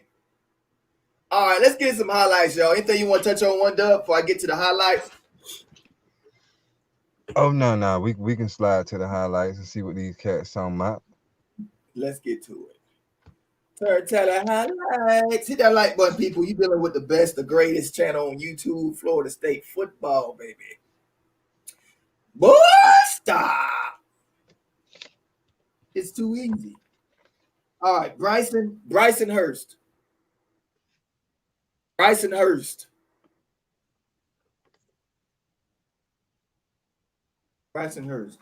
Bro, it ain't nothing but it ain't no Florida State channels on YouTube, man. It ain't no, I'm the only one. It ain't nothing but Miami channels, man. It ain't no channels we can go besides this. We're in the outside, you know what I'm saying? Miami people, all that crap. I shut that down. That's done on this channel. I'm not playing that game no more. I don't blame you, bro. I do not blame you. Shady as hell, man. Oh. All right, here we go. Bryson Hurst, he's an offensive tackle, 300 pounds. Out of Mississippi. Was offered yesterday. The class, I think he's a 2022, 2023. Our 2022, honestly, 2023 class looking like they the foundation for playoff runs. As far as if you look at the talent touted. But the 2021 class is not looking good. That's going to go on how we do this season, man. Yeah. That's how this class is going to go. So that's what I'm saying. This Miami game is huge as far as getting the interest back in the program. This game right here is pretty big now this year. Like last couple years, I was like kind of this one's a very important game. Oh yeah, definitely, man. We got to build this momentum, bro, because we can't have the Mike Norvell era starting off with all these losses. It's not gonna be a good look. You can't really sell that. You know what I'm saying?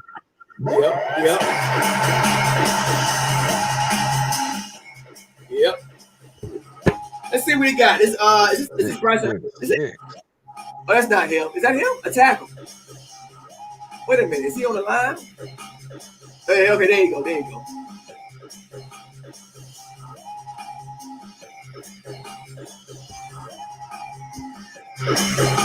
So we offered him yesterday out of Mississippi, 300 pounds, I believe it's 2022. Yeah, 2022 class. 2022 class. Off the tackle, Bryson Hurst.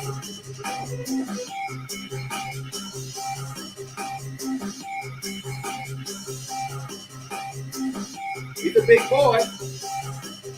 He real big. I wonder what his height is. Like about 6'5", 6'4". Yeah, I think he said he like 6'6". Oh.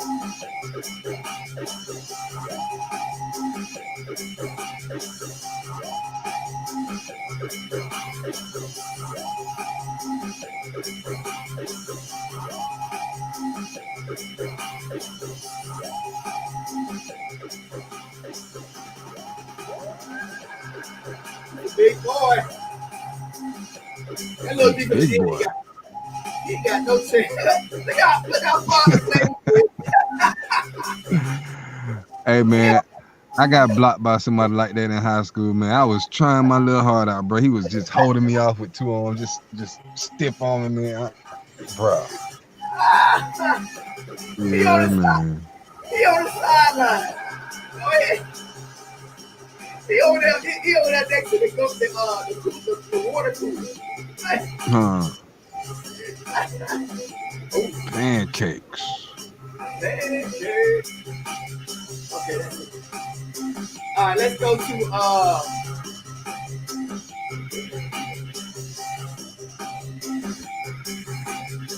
that like button, people. Hit that like.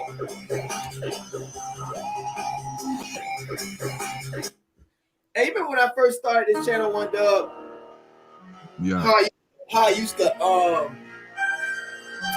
I really did was dancing with the kids. Remember that? Yeah. That used to be kind of dope, man. It's different. Yeah, it was different. I kind of laid off on that, but yeah. I had to start off that way because when I first started, it was an off season before Willie, I think. So I just learned the game. And yeah, so it's just something to do to, make people laugh, smile, whatever. I might get back into it. Cole Martin. It is very unique. 2023 class. I believe he's what is it? He's out of Arizona. He run a 4.41. Oh, cornerback. He runs a 4.41. We got a dual threat quarterback we offered yesterday. I can't wait to play him. I haven't seen him yet. AJ Duffy. But we're going to get to Cole Martin. Yeah. We'll get to Cole Martin first. Let's see. Okay, so he played. How many minutes is this? Okay, so it's 3 minutes. All right, so he's a cornerback. 4.4. Oh, he returned the ball there. Is that a return? Oh, no.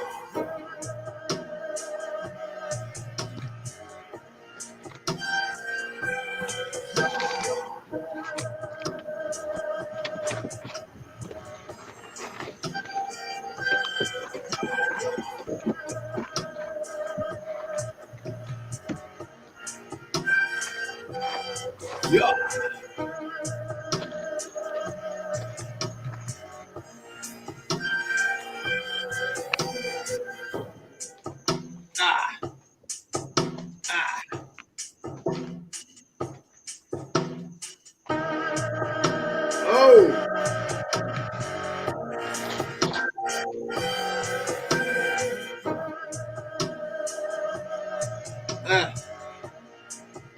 Yeah, he got nice speed. Nice speed.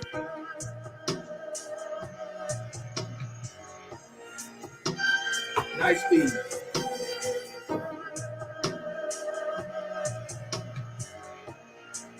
So look, he covered now. Let's see. Hit him. Nice pursuit there. Nice pursuit. Oh, here you go, the quarterback. Here he comes. Oh. Little Jalen Ramsey-esque. Yeah. Oh, okay. We're going to get away from that for a minute. We'll watch 2 more plays. We'll get back up. We'll go to Deion real quick. It's a video I want to see. Okay, we'll get off of that. It's a video I want to see where Deion Sanders gets choked up. I didn't watch it, but I can remember it for the show. He gets choked up on the day of hire. Okay. It was like a press conference or something? Yeah. Right here. Drop everything for NBA. This. I might be a little careful because ESPN channel. Hit that like button, people. What's up, Janio Bruce? We got a little bit more. Is that a church? Head football coach, the legendary Deion Coach Sanders. Drive time! Yeah. Drive time!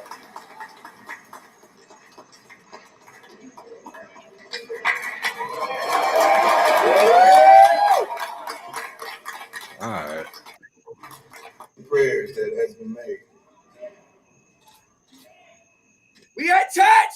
We at church. These are tears that's accompanied me through this journey. These are tears of satisfaction, Mr. President. These are tears of joy. It's been a long passion. These are tears just to establish how proud I am to stand before my people. Can you at least tighten his hat up? I said to stand before my people. They got the wrong size, big ass hat. My people. Tears just to establish how proud I am. I hear what he says. To stand before my people. Oh, okay. I said to stand before my people. Oh,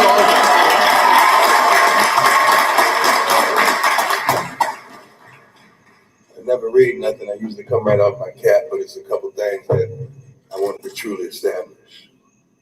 I believe that God led me here, not man. I'm gonna say it real slow. I believe that God led me here, not man, because man didn't believe that I was coming. W.C. Gordon, Barney, Robert Brazile, Eddie Payton, late Walter Payton, Jimmy Smith, and Houston Hoover, who drove me to every game. Hey, he gonna have this university popping. And establish a tradition here. He got NFL. That I believe that we can reestablish. He gonna get it popping.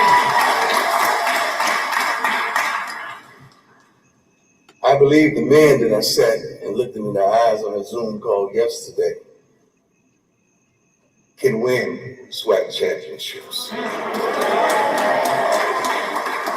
I believe the Sonic Boom is the best thing since peanut butter and jelly. Hey, he sound like you up there, what dog?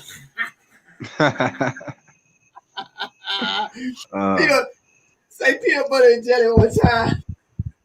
My dog with that peanut butter and jelly. Yeah, you know it. You know you sound like a Southern boy. Hey, he from Georgia. He a Georgia boy, though, right? I think so. I think he from Georgia. Oh, they sound. It ain't no difference. They like us. You know. I believe that our commitment to excellence academically can continue. I believe that our student enrollment can increase. I believe that I believe the wins can increase too. Prime time. All right. He gonna get all types of players, boy. This community can cease. I believe that these young men that we're raising is gonna be pillars in the community. Not only professional football players, but professional heroes. You're Deion from Fort Myers, man. Oh, Florida. Okay. Yeah. All right. I caught that little accent. I'm like, wait a second. Yeah. That's what we talk. My name is John Brown, and I am here to defeat slavery. Deion. We're gonna start a revolution. Watch one more thing on Deion. We'll get back to the highlights. Don't go nowhere, y'all. Hit that like button. We'll get back to the highlights. We're going to go to the man who has I gotta show Deion some on love. the field and is now making an historic move to the sideline about that big news from my friend. I gotta be careful because copyright. We already saw that. Well, yeah, you know they like to get you these days. Yeah, they'll get you. We're joined now by my friend, the one. You talking about 4 former Hall of Famers that matriculated from this institution. I am excited. I'm elated. I have on my whistle right now. I cannot wait to get on the grass and do some coaching. Did anybody know what the word matriculated means? I'm just gonna assume that means Matriculating, just people that have come before. oozing and just joyful. Yeah. Matriculate. Yeah, don't blow your whistle doing this interview. We don't need that this morning. But there are a lot of schools. And Big Ten schools, for instance, Big Ten schools today, they have so many more resources. But you decided to go to Jackson State when I'm sure you had other opportunities. So this is an historic move. But why is it so important to you to coach at an HBCU? First and foremost, God led me to Jackson State. And just sitting on that stage and looking my people in the eye and saying and proclaiming what I plan on doing with this program. We have a coaching staff that has 84 years of NFL experience behind coaching and playing. And these kids just level. They need the playing field level. See Florida State? See? Deion can't coach. Don't like it don't make a goddamn difference. He got 84 years of NFL coach. I And cannot you can wait. bring all that around straight up. Right. If you give us the resources, you give us the same resources. That's what he said about Willie Taggart. That's the same. When Deion was on Florida State sideline, he preached this a billion times. Just give me the resources that these other schools have. We're going to prove that there is a highway that takes you from Jackson State all the way into the NFL. Professionalism. We're not just raising professional football players. We're raising professionals. He's selling right now. Hey, kids, start training. Yeah. I'm training my girls right now to play up. Start training He's up. recruiting right now. Look at Deion. Right. I'm a father, and I'm a father. You know what? They going to his school. You see that? Yeah. I want to play for Deion. Period. Look how he talking. He's serious. And I am a HBCU myself, so I think this. He gonna get it done. I know he gonna get it done. It does put you on the same. I know he playing gonna field, get it which is done. very important for all these young men out there. And a top prospect, McCord Maker, he was recruited by some big college basketball program, but he announced that he's going to attend Howard University because what? Trend by some of these young. Because what? Do you think There's this a is lot gonna of top recruits? They starting to go to HBCUs. Okay. Like they not even, you know what I'm saying, really rocking with the big schools. Some of them just gonna go to the smaller schools, bro. So it's perfect timing for Deion, because he gonna get some nice guys, some real nice guys over there. He gonna win that SWAC every year, man. He gonna win that thing every year. He might win it his first year. Now, one question, man. Yeah. Is Jackson State, and you know what I'm saying, it's for the chat too. Are they in the same division or conference or whatever as FAMU? Because FAMU just moved out of the MEAC into something else, but I don't know what they moved into. I could look that up. You just want to know what you want to know about it? What division they in? What was the question? Yeah, like what division they playing in. Okay. Hit that like button, people. You live on Tomahawk City with your boy TURNTTALLY and One Dub. They are a Division I school. Okay. All right. They don't really Southwestern Atlantic.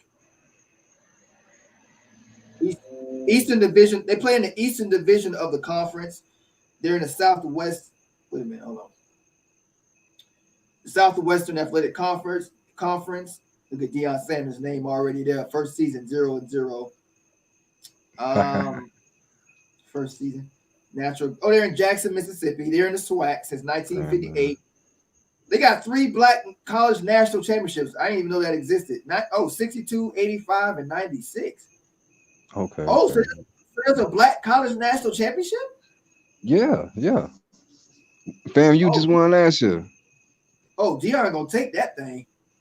Yeah. Deion taking that every year. He may not take it this first season, but it's about to get nasty at Jackson State. They about to have collard greens and barbecues all over. They tailgate. They tailgating gonna be lit. You hear me? A trend by some of these young black athletes. I'm praying so. I'm not just the young black athletes, their parents as well. Only a kid just wants to know, when I leave the inner city, can I go to a better situation? That's why we're trying to show them how wonderful the dorms are, the training tables. We have new facilities going in Jackson State University as we speak, which should be concluded by June. I cannot wait. Long as these kids know we're going to get a better situation than whence we left, they're apt to do it. I'm praying that they do, because we sent out a bunch of offers yesterday to some of the best. We're not recruiting low caliber kids. We're recruiting the same kids that some of the major universities are recruiting, and we plan on landing them. That's what they're gonna do, and they're gonna take them. They're gonna take them too, especially with the, you know what I'm saying, not to get too political, but especially with everything going on in the country right now. You know what I'm saying? A lot of cats is gonna stick with, you know what I'm saying, cats like the HBCU. Florida State fans gonna be sick. They was laughing at me a year ago. They gonna be sick. They gonna be sick. What if his Cause I'm class like, be? bro, I feel like a cat like Deion, man, wouldn't he know how to build a successful team around him? You know what I'm saying? Even if he can't coach or he can't recruit, he know everybody who can. And they already like him. So if you know what I'm saying, if you got him as your face, that makes everything else easier to sell. But hey, I'm just a cat, you know what I'm saying, living in Tallahassee. I don't run nothing. I guess I don't know nothing. Right. See, look at this. This Coaching, dude, including your son's he's football so team. He's been articulate a and everything. champion He can't coach be no coach in those though. leagues, but coaching a college team is a whole new ball game. And So you know have you what's guys- really cool about this? He didn't even tell his son to wait. He could have told his son to play for me. He sent his son to Willie. That was on purpose. He could have done that for himself. He sent his son to TAGGART to help Willie out. That's why he did that. He could have used his son for himself and made him come to Jackson State. He said screw Texas. He said screw Alabama. I'm sending my son to FAU. Any pointers from some of your former coaches and some of your former teammates, and what are you most excited about? Well, the Bible says that rod and that staff, they come from me. That's why we assembled a staff. But I tell you, with 84 years of professional and experience that you can think of in the NFL ranks have called to let me know that I'm here for you if ever you need me. And I cannot wait for this opportunity because I am going to call upon them. Goodness And you know, every coach has something that they require of your team. So look at this are you smile. going to require Yeah, man. You don't get caught up with the pretty smile. In practice, he gonna put his foot all up y'all ass. Y'all gonna be winning games, but trust me, Deion gonna have his foot all up because he care. And plus, how you look bad. He gonna look bad. So he gonna work that. Deion was the hardest person in practice when he played at Florida State. He was the worst. Even in the NFL, he was the last one off the field. First one on, last one off. People don't realize how hard he worked to get where he's at. They don't realize. your iconic end zone dance, or maybe the lyrics to your hit song "Must Be the Money"? Like, do they have to learn that to make the team? I know he sounded like he sideways hating a little bit, but I digress. You know what I require? We're going to play small slash. Hey, man. Get your teeth fixed, you goddamn eight. Let's go.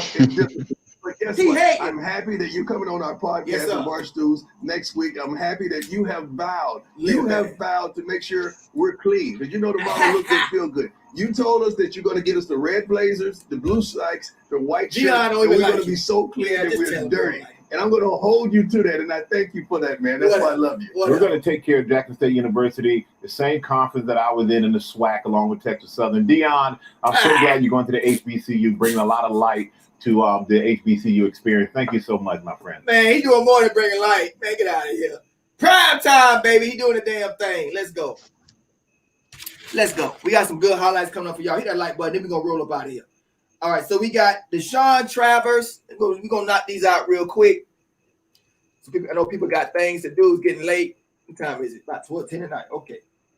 Deshaun. Oh, damn, Yeah. I'm about to wrap it up. We got about just a few more. Not many. I definitely want to see AJ Duffy. But we're going to look at this guy first. He's out of Seminole High School. I like that. That's where I'm from. Florida. Is that St. Pete? Seminole. No, that's Oklahoma. Okay, I'm thinking this. Okay, no. But this is Seminole High School. Where I grew up at.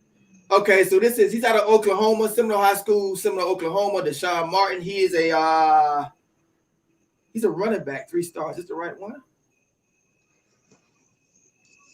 No, this is 2014. Okay. So Deshaun, that's how you spell it, right? Hold on, y'all. These kids, this generation with these names, man. Hey. Great, man. Okay, must be a W. A W? I can't spell these names, man. I can't pronounce them. I'm going to have to look it up. Hit that like button, people. We're going to get some highlights for you. Okay. recruiting news. They always trying to get money at Tomahawk Nation, like you said. Let's see. I can't even spell his name right. Dang it, what's his name? My handwriting is so sloppy, and I did this before the show. It's a D. Anybody in chat know how to spell his name? Deshaun Travers. He's a 5'10" running back. He's a running back. Let me put running back in there and see what happens. Anybody know how to spell his name? I said a cheetah don't stretch to hunt its prey. Is that what he said? Is that what he said, EOG? He always got them, don't he? He always got them one-liners. I think that's it. This might be him. So is Sean Travers? There's no D in it? What year is this? Oh, Connecticut. Okay. This might be it. That's one game highlight. Okay, so Sean Travers, is that his name? Sean Travers. I'm just going to say FSU. It's got to be. Oh, God dang it. Running back. I'm about to say forget it. Have to go back to the drawing board. I don't care that much to see this kid. Okay, we'll skip him. Let's go to Jack Peterson. I didn't really want to see that anyway. Let's go to Jack Peterson, and we got one more and we done. We got Jack Peterson. Now, this is the one I'm really excited about. This is what I already know is going to happen. We're going to be – there's an article on this thing called it's Florida State Tight End University now. I told y'all before, we ain't going to have no worries with quarterbacks and tight ends. Don't even worry about it. We're going to have the top in the country. He's a tight end. We could have got Michael Trigg, that 5-star. But he turned because of the, But it's Jack Peterson is 2022. He's the 15th best player in California and the 185th best player in the country. Let's see what he got. See, that's why I'm saying this 2022 class is shaping up like it's going to be a monster. It's going to be a monster. No matter what this year brings, 2022, 2023, like it's going to be a monster. Just because Norvell's in a hotbed of talent. That's why the programs hate us, man. We in a hotbed. They know. You know how we come for nothing now. So they got to enjoy it while we down. Because Florida State never going to be down for long. It's too much talent in Florida, man. What's up, Michael Ellis? Michael Ellis is in the building. Beat the Coke Birds. God dang it. Let's go. Thanks, Mike. I got praise for Mike. Let's go. Waiting for connection. Is in. Oh, I see what I did. Let's go. Rhyming mode. Let's go. We got to win this game. We got to win this damn game. Let's go. Let's go. Let's go. Let's go. Beat Miami. Let's go. Beat Miami. No blood round. Cold bird. Crack pigeons. Pussy.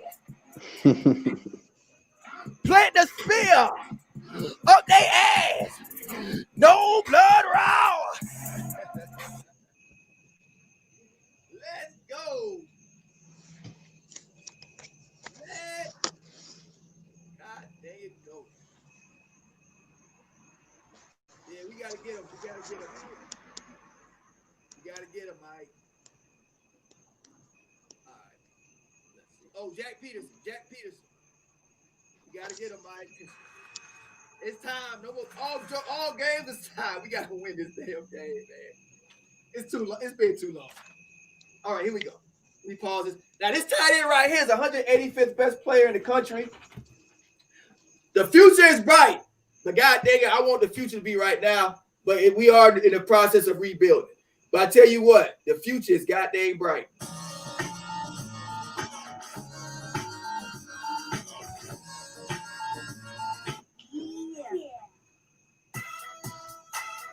All right, Jack Peterson, y'all. Let's see what he got. Big boy, too. 2022 class out of California. He flew all the way in from California yesterday, y'all. for Mike Norvell's offense. Tight ends coming, y'all. Tight ends are coming. Quarterbacks too. We're gonna have too many quarterbacks. Goodness. Yeah. We're gonna go from having from no quarterbacks in 2 years. Too damn many. We have about 2 transfers seem like every year. We're gonna have top-notch quarterbacks. It's gonna be high competition. It's gonna be high competition at quarterback every offseason, y'all.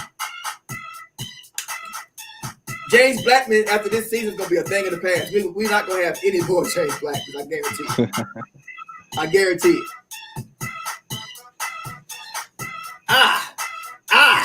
No blood raw. Yeah, he a big boy. Big boy. Yes, sir. Like hot catfish poured a hot catfish out of a frying pan. We gonna make Seminole Nation great again. Oh, he nice. He's nice. Oh, he blocking too, huh?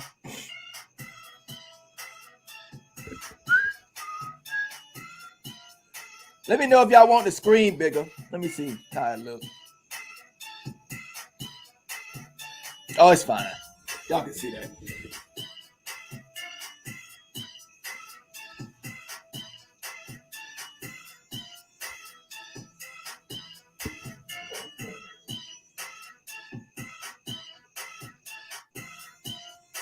All right, so there you go, the block. How much time left? We got one more video. Just make sure y'all hit that like before y'all go. We got one more video. I'm not going to show all these highlights.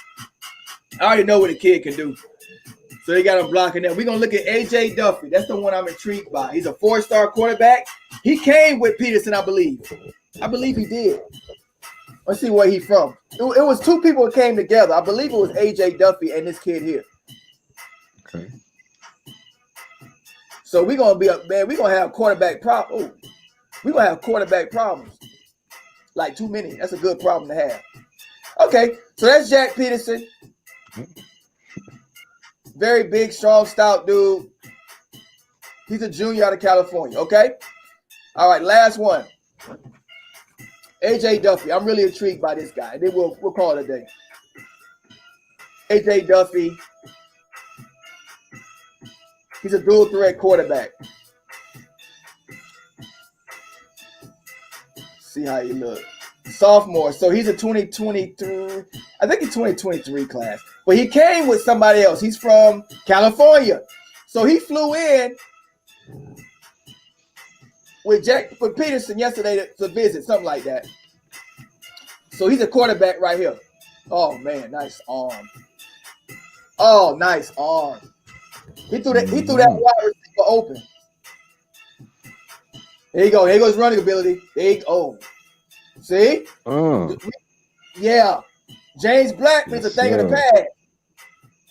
James Blackman a thing of the past, y'all. We ain't gonna have them issues ever again. Not under Norvell anyway. Norvell know that. Dang, he threw it right in the basket.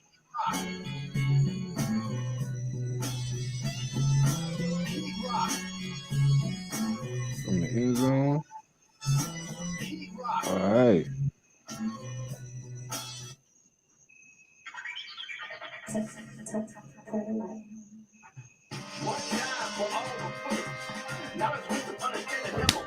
Oh man, see what I mean? Out of there. He run like Jordan Travis out there and throw like Chubba.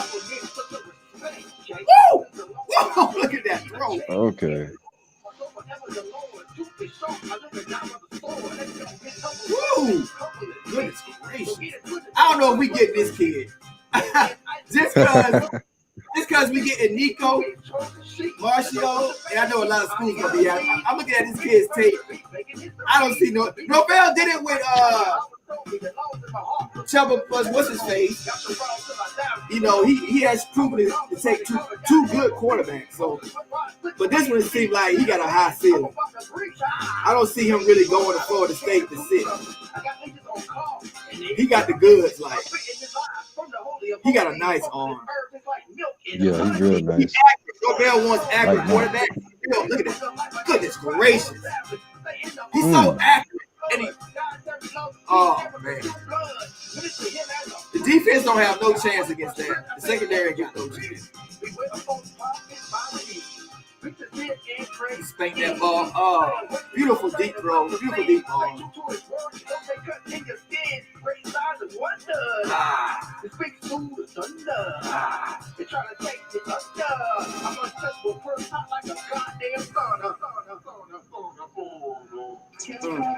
Nice throw. We'll watch about 2 more plays, y'all. 2 more plays. I think the lineman put his. What's he doing?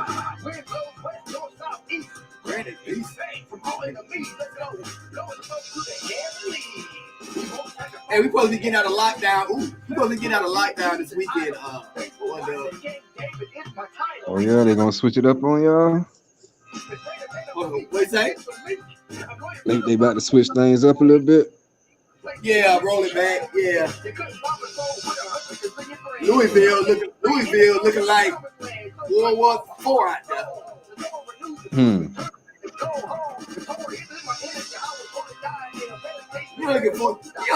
The system can only fool the people for so long. Like, they still, the Fox and CNN trying to hold on for dear life, man. Well, CNN is trying to burn it down. CNN, the left, try to burn the country down so they don't face no jail time.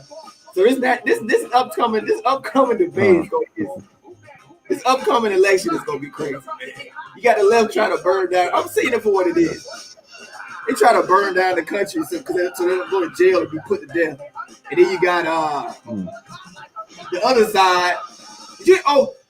They try to hold on to the lies of the system. Did you see about you hear about Biden's son? Man, I've been on that for a minute. But yeah, I'm happy that it finally came out because people can see that, you know what I'm saying, that wasn't just some conspiracy talk. You know what I'm saying? Okay, they're gonna release the Epstein flight list. They're gonna release that. I think in a couple weeks or so, they're gonna release all the names. Anybody can see it.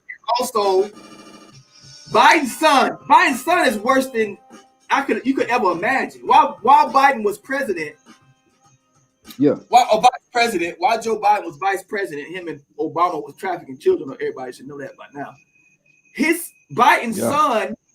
Biden's son got it's receipts of him taking bribes from the Russian president's wife, like $3.5 million. Right? He can't for what? For some sensitive information, because only he know it and is from his dad. So you know his dad know about it. Mm-hmm. And then he's connected. He's taking money from known child traffickers that been convicted. He got money from them. And the worst thing to top it off, he's got bribes from the Chinese Communist Party.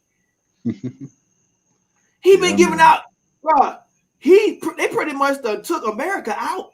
Did you hear about the Chinese spy in the police force? No, I ain't hear about that one. Yeah, it's a Chinese spy they caught a few days ago, bro. Bro, Biden is done. Because you know Biden knew about all this. Biden with all that. Giving out, I thought the child trafficking was the worst. No, the worst part is giving American information to China. They traitors, man. They traitors, bro. They traitors. And they done sold us out. So what you say? They sold us out. They sold us out a minute ago.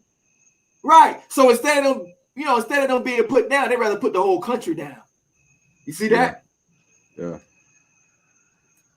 That's what they're doing. They're trying to put the whole country down so they ain't got to go to jail. It's some evil, man. They some evil dudes, man. God dang, they evil. Anyway, good always wins. They'll get theirs. Good always wins. Always wins. Doesn't come right away, but it comes. And with that, y'all, anything you want to say, one dub, before we roll out? Oh man, I just want to say go Noles, beat the whole birds, you know, them snorter canes. Make sure they feel it, man. You know what I'm saying? It's a lot of those delusional Miami fans still living in the past. They still living in the 80s and early 90s. You got to remind them, you know what I'm saying, who they are, bro. They are the crack birds, the whole birds, the crack pigeons. We got to put them in their place, man. We got to put them back in their place. Let's get this W, no fam. Yes, sir. Hit that like, people. We gonna win. We winning. It's gonna feel that much sweeter when everybody gave up on us. It's gonna feel that much sweeter. Yes, sir. And with that, man, I appreciate y'all coming out. Hit that like button before you go. I'm going live with Van tomorrow in the smoke session. 1DB, you more than welcome to come on. And Saturday, I'm going live for the game. Y'all invited at about around the fourth quarter. I'm gonna try. Last time I was upset. I was a little upset, so I couldn't stay on. This time I'm gonna smoke and just because it was. My wife was like, "You still got." Oh, I didn't care. My wife was like, "You still got like damn near 50 people watching." I don't care. Yeah. They don't move. Numbers don't move me. That's the thing about numbers and views. That don't move me. That ain't the reason I made this channel. But next time, no matter what happens in the game, I'll stay on. I'll stay on because I do that. That was a little bit selfish, but I couldn't deal with that mess. I was too sick. I didn't feel like talking. But this time I'll stay on maybe another hour or so if we lose. If we win, I'll probably be on for 5 more hours. But we'll see. Go Noles. Thank y'all for joining us, man. One dub. It's an honor working with you, brother. Always, bro. Let's get it. Peace out, y'all. Let's go. Let's play this music. No blood round. No blood round. Let's go.